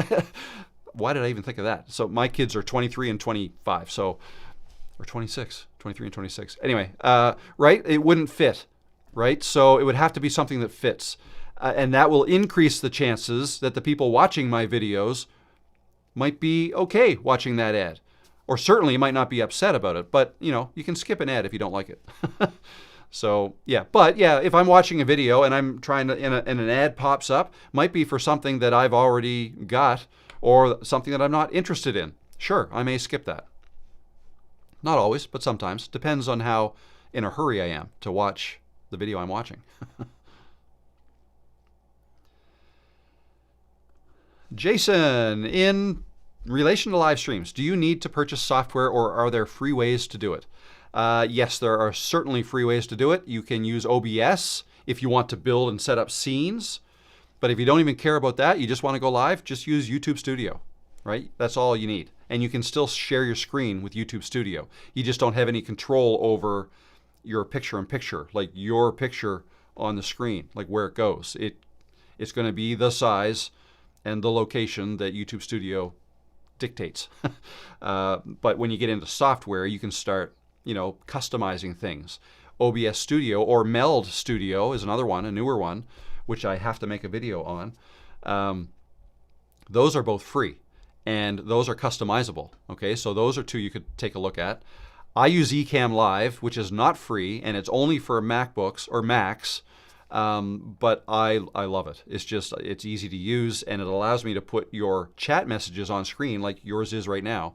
OBS doesn't provide there's a third-party plugin you can use to maybe get that to work, but I had troubles with it. Meld Studio I don't think offers that either.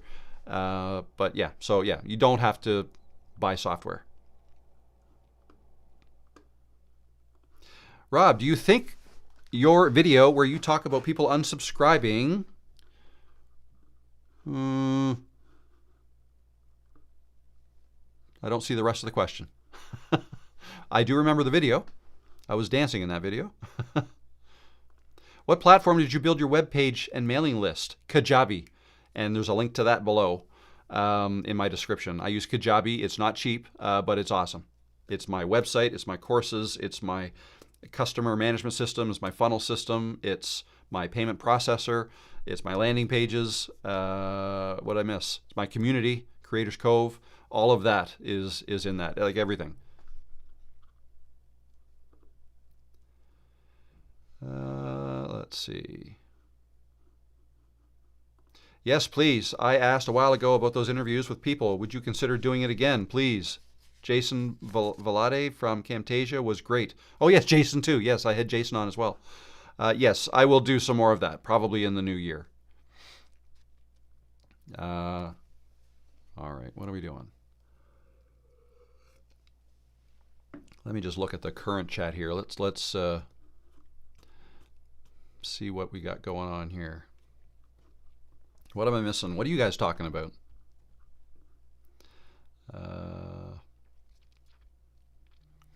I'm sorry, I will ask another someone at the door. Okay.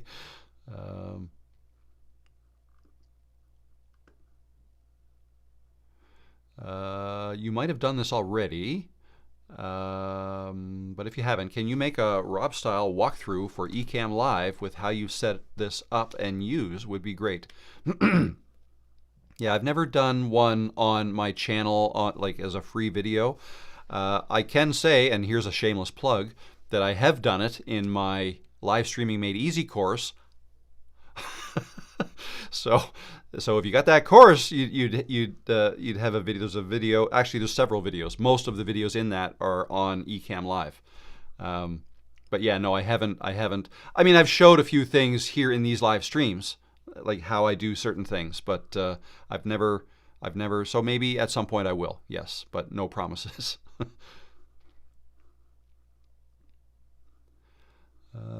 Let's see. No question, but kinda. Rob, you know me, the queen of shorts. LOL. Now what? I have fun first and worry later. Amazing shorts do the best of it all and get subs. I come here often to recover from bad days. Now what? So I think your question was, you do a lot of shorts, but now what? You know what? Honestly, do whatever you want to do with YouTube. If you want to grow a channel, I think shorts is a hard way to do it. My philosophy is long form first, right? And get good at making those. And when I say long form, it doesn't have to be long. You can make a 30-second long form video if you want, but film it horizontally, not vertically, right? Horizontally, widescreen. Turn that phone sideways. And it could only be a minute if you want. But those are the types of videos that can get a lot of views, and views that make money once you get monetized and get watch hours, right? You're not going to get watch hours with shorts. They don't count towards getting monetized. You need millions of views with shorts to make any amount of money from them. But you only need thousands of views with long form. So it's a different scale. Right? I see quite often, oh yeah, I had a video blow up. It got 10,000 views. And I look and it's a short. And not trying to belittle it or anything, but 10,000 views on a short is really not blowing up. That's not a lot. That can happen to just about anybody. Millions of views would be blowing up as a short.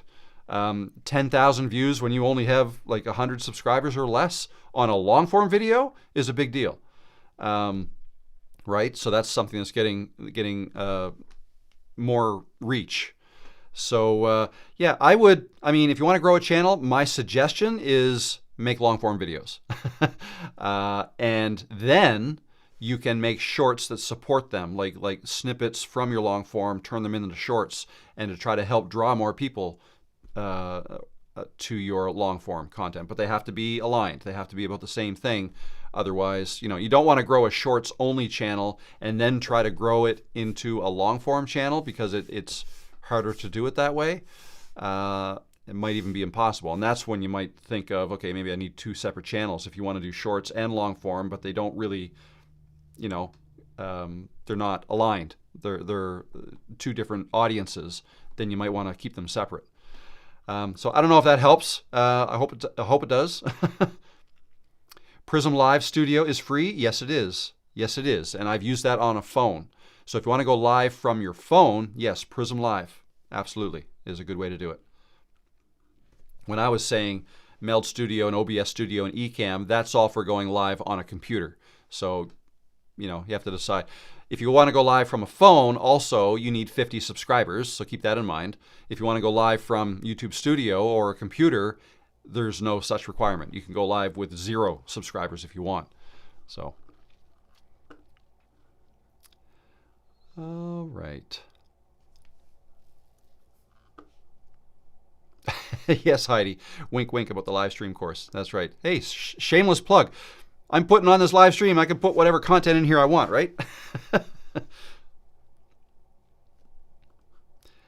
I used the camera on my laptop as it was easier than using my camera for our 6-way live over the weekend. Oh, that's cool. Yes, absolutely. Very good. I've started a gaming channel. How cooked am I? I don't know. If you're having fun with it, that's probably good. But yeah, no, hey, there's gaming channels that make a go of it. I wouldn't know really how to do that, but I guess I'm a little bit old school when it comes to that. My son has a gaming channel, and he games a lot. He's a software developer, but I have the conversation with him. It's like I've never got it. Like playing a game, like, okay, I understand playing a game. Like I used to play video games when I was a kid, but I don't understand watching somebody else play a game like through the internet. I don't get that. I know it's a thing, and I know a lot of people do it. But again, I grew up in the 80s, right? I grew up, if I wanted to go see my friends, I'd jump on my bike and I'd bike down the street and I'd knock on his door, or I'd phone him up, right? Like now when the phone rings, like who answers that? It's like, I don't know that number. I'm not answering, right? It's a different time now. So, but I might be caught in the 80s a little bit. So yeah, I don't get the allure of watching somebody else play a game. Now, if that somebody else is entertaining and talking or laughing, telling jokes, or I don't know what else, that those types of channels can grow. Yes, I understand that. It's just not something I would do. It's just, if I hear computer game, like if I want to play a computer game, I'll play a computer game. It doesn't even have to be through the internet. Like bring back Blades of Steel on Nintendo, and I'll play hockey, or what, I can't even think, right? Tetris, like what, Space Invaders, right? Pac-Man, like all those. Frogger was a fun one, right? You don't need the internet for those. Yeah, that's my idea of gaming. I saw a question here. Where'd it go?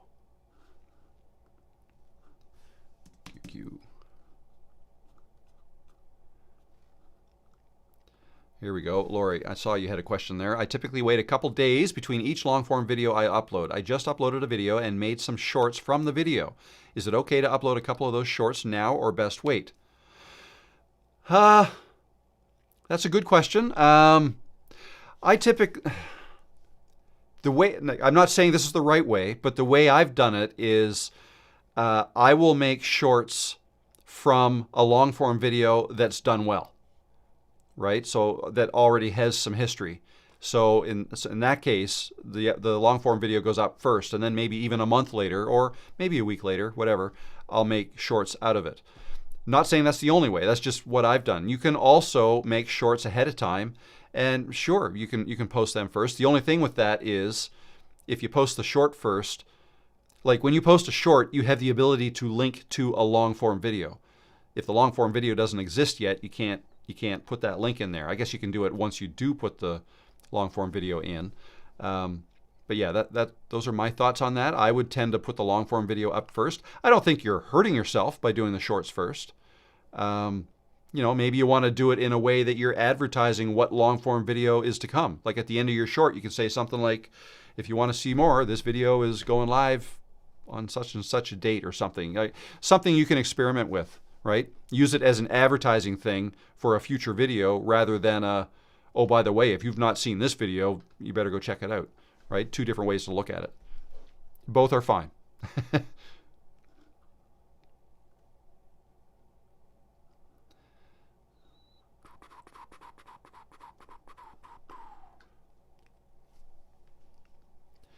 We are Just about to bump up to the time I've got to go. It's still, I don't think it's raining yet, but I think it's coming. The Northeast, I saw it on the news. The Northeast in the States got a lot of weather. I think they're calling, what are they calling it? Some kind of a weather bomb or something. But I think we're mainly getting rain now because I live too close to the coast. All right, what else is going on? How important are tags nowadays? I don't think they're that important at all. I've heard a lot of people say they're not. I still have seen the odd video where people say, oh, you got to put in tags, but it's one of those things, right? I've not noticed a difference. I know channels and videos that have done very well without them, you know, and videos that have done very well with them. What I'm hearing is that, you know, the field is still there for you to enter things into, to enter tags into when you're uploading a video, but it's been there forever. Back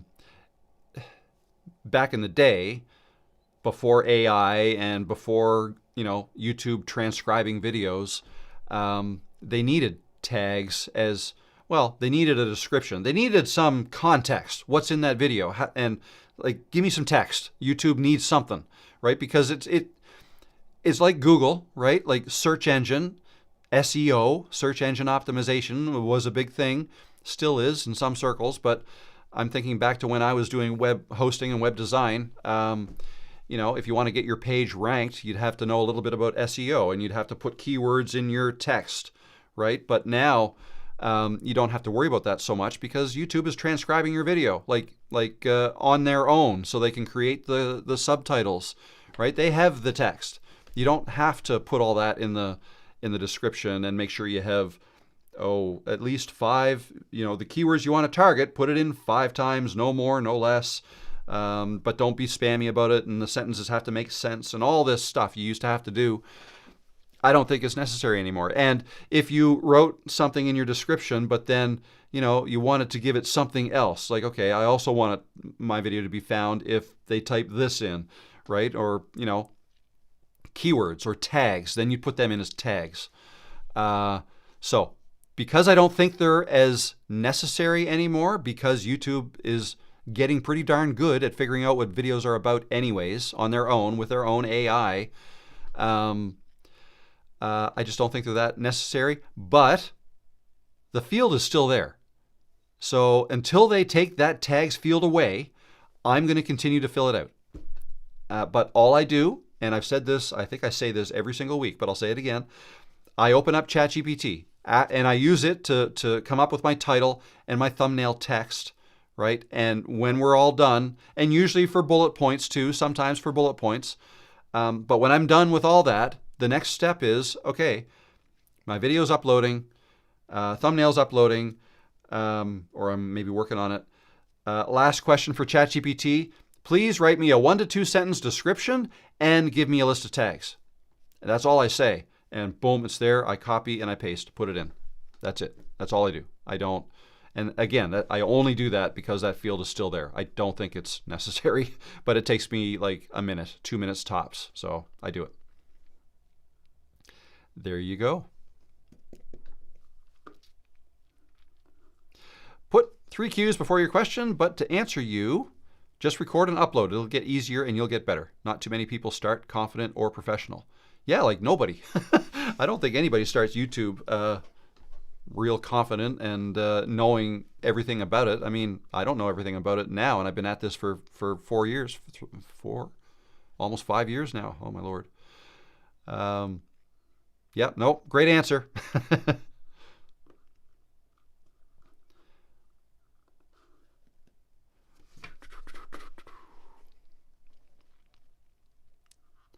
The Dirt Princess, how you doing? Question. Jose Manuel above had a good question. Okay, did I miss that? Oh, here it is. How do you prevent repetitive strain injury on your wrists from video editing for hours? Easy. Don't video edit for hours. So yeah, I'm probably the wrong person to ask because I don't do a lot of editing. I just do the bare minimum, right? you know, if it takes me 3 hours to edit a video, that's as long as it'll typically take. Like yesterday's was, I don't know, 45 minutes is all I spent on that. It was one long take, a couple of mistakes here and there, added music. You know, I didn't do a whole lot. So, but that said, I am in here on my computer a lot. Honestly, like I don't, well, I'll show you. Here we go.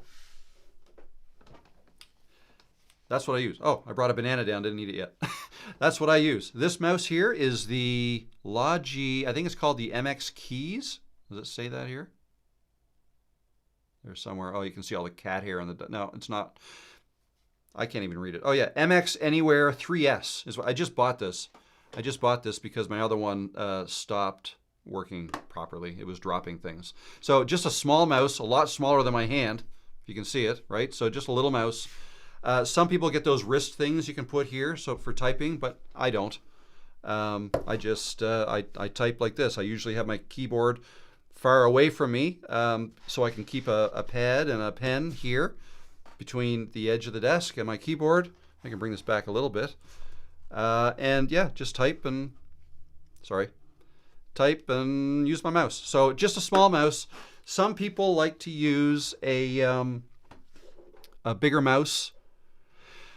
More ergonomically friendly, and that helps with the strain of video editing. I find I don't need to. Now maybe it's because I've been doing this as long as I have, and I don't know. I just like these small mice.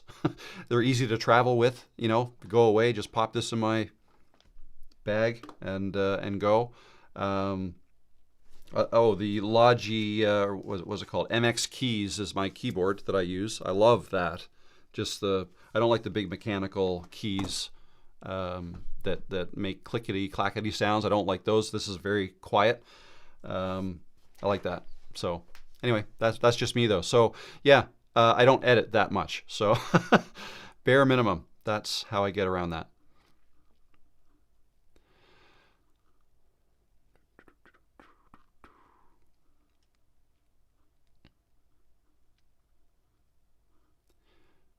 How do you add a moderator? Rob does that. Yes, I do. Yeah, if you're doing a live stream, you can click on anybody who's in the chat and turn them into a moderator if you want, or you can do it ahead of time in YouTube Studio under in your settings, somewhere in your settings. You can add moderators that way.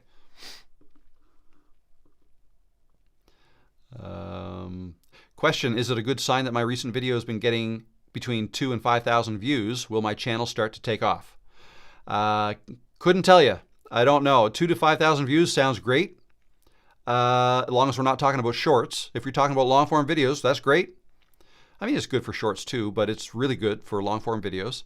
Will your channel start to take off? Can't answer that one, but what I can tell you, to give yourself the best chance of it taking off, keep making videos, right, at the rate that you are, whether that's weekly or every 2 weeks or every 3 days, whatever you're doing to result in 2,000 to 5,000 views a video. Keep doing that, right? Because videos have a life.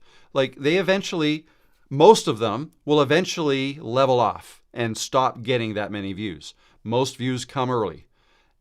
Not always. Like sometimes you'll get a video go evergreen, meaning it's something that does better and better and better through times. And that typically happens if it's something people are searching for. If you target search instead of browse traffic or trends, right? Things that are found in search that people could be searching for years, those videos could go evergreen and get better and better over time, and the views can increase. But that's not the norm. The norm is videos level off and they don't get as many views. That's why you have to keep making more videos. And the more videos you make, not only are you keeping your views up, but you're growing your library. Your growing library becomes a resource. I feel like I'm tripping over my words a lot today. I'm not drinking, I promise. A resource that your subscribers or viewers can go to after they watch a video they like of yours. They'll then go to your channel and think, oh, there's 100 videos here. Awesome. I'm going to settle in and I'm going to binge, right? That's what you want. So yeah, keep making videos. That'll give yourself the best chance. right now.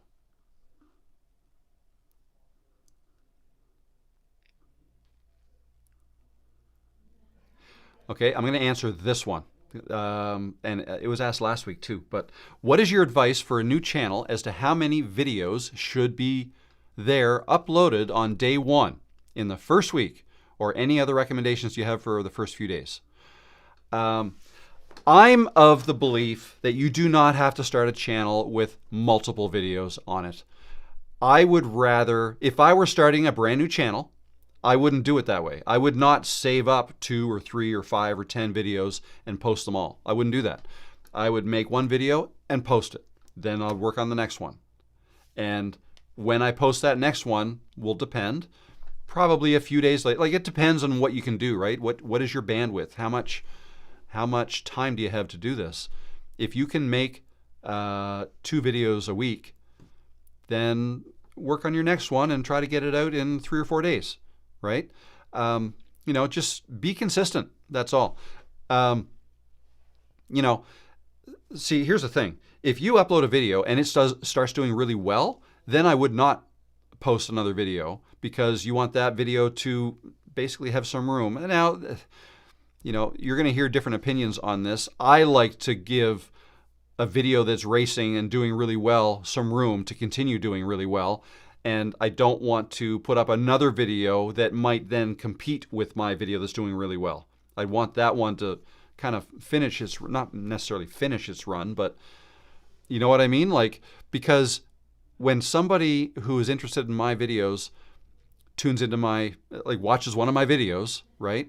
Or if they're looking at the YouTube homepage and they see a bunch of thumbnails they could click, I'm only going to show up once. Only one of my videos will be there.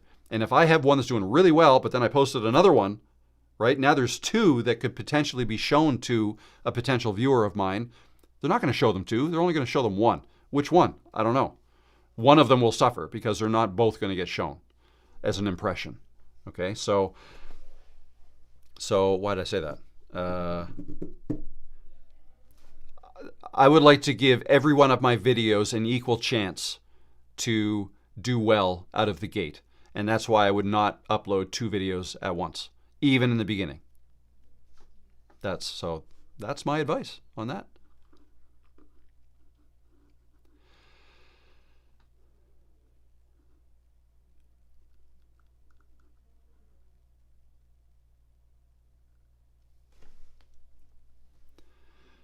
It's 4:07. I am going to be late. You know what, guys? Oh, one last. I want to check out the poll here. You know what? I'm going to go and screenshot that. There we go. Walk and talk.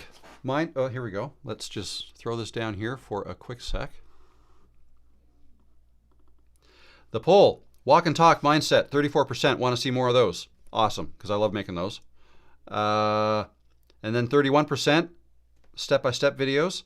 That's a close second. Okay. Sit-down chats, you're not looking for those. 12% are, but and channel breakdowns. Okay, interesting. Walk and talk, demo tutorials. I do a lot of walk and talk, but I like doing them, and I'll continue to do more of them. Step by step, I should do some more of those, because there's a lot of stuff that, a lot of the questions that you guys ask in here. I get a lot of my video ideas from you guys. I hope you know that. Whether it's here in the live streams or in the comments of my videos, that's where I get most of my video ideas from. So there you go. I will do more step-by-step tutorial videos. Maybe one this week. Listen, guys, I'm going to have to go. I hope that's okay. I know I didn't get to everybody's question, but I never do. I'll be back again next week, and we will do our last after party next week. As I mentioned earlier, I'm going to be sunsetting those. I just can't, I don't have the time to keep doing those, so we're just going to have these live streams that'll be pretty much 2 hours all the time. I know I've done 3.5. I think I might have even done a 4-hour one before, but those are going to be rare. So we'll stick to 2 hours. Next Tuesday, I'll be back. Until then, I will have another video out this week, Thursday or Friday, and then probably one on Monday too. All right, so I hope you enjoyed this. Thank you again for everybody who has subscribed to me and brought me up to over that 90,000 subscriber mark. That is exciting and fun.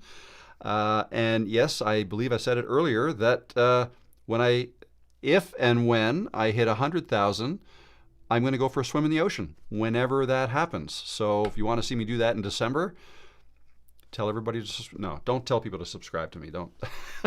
Anyways, but yeah, I'll do it. I'll do it and I'll film it. Maybe that'll be a live stream. We'll see.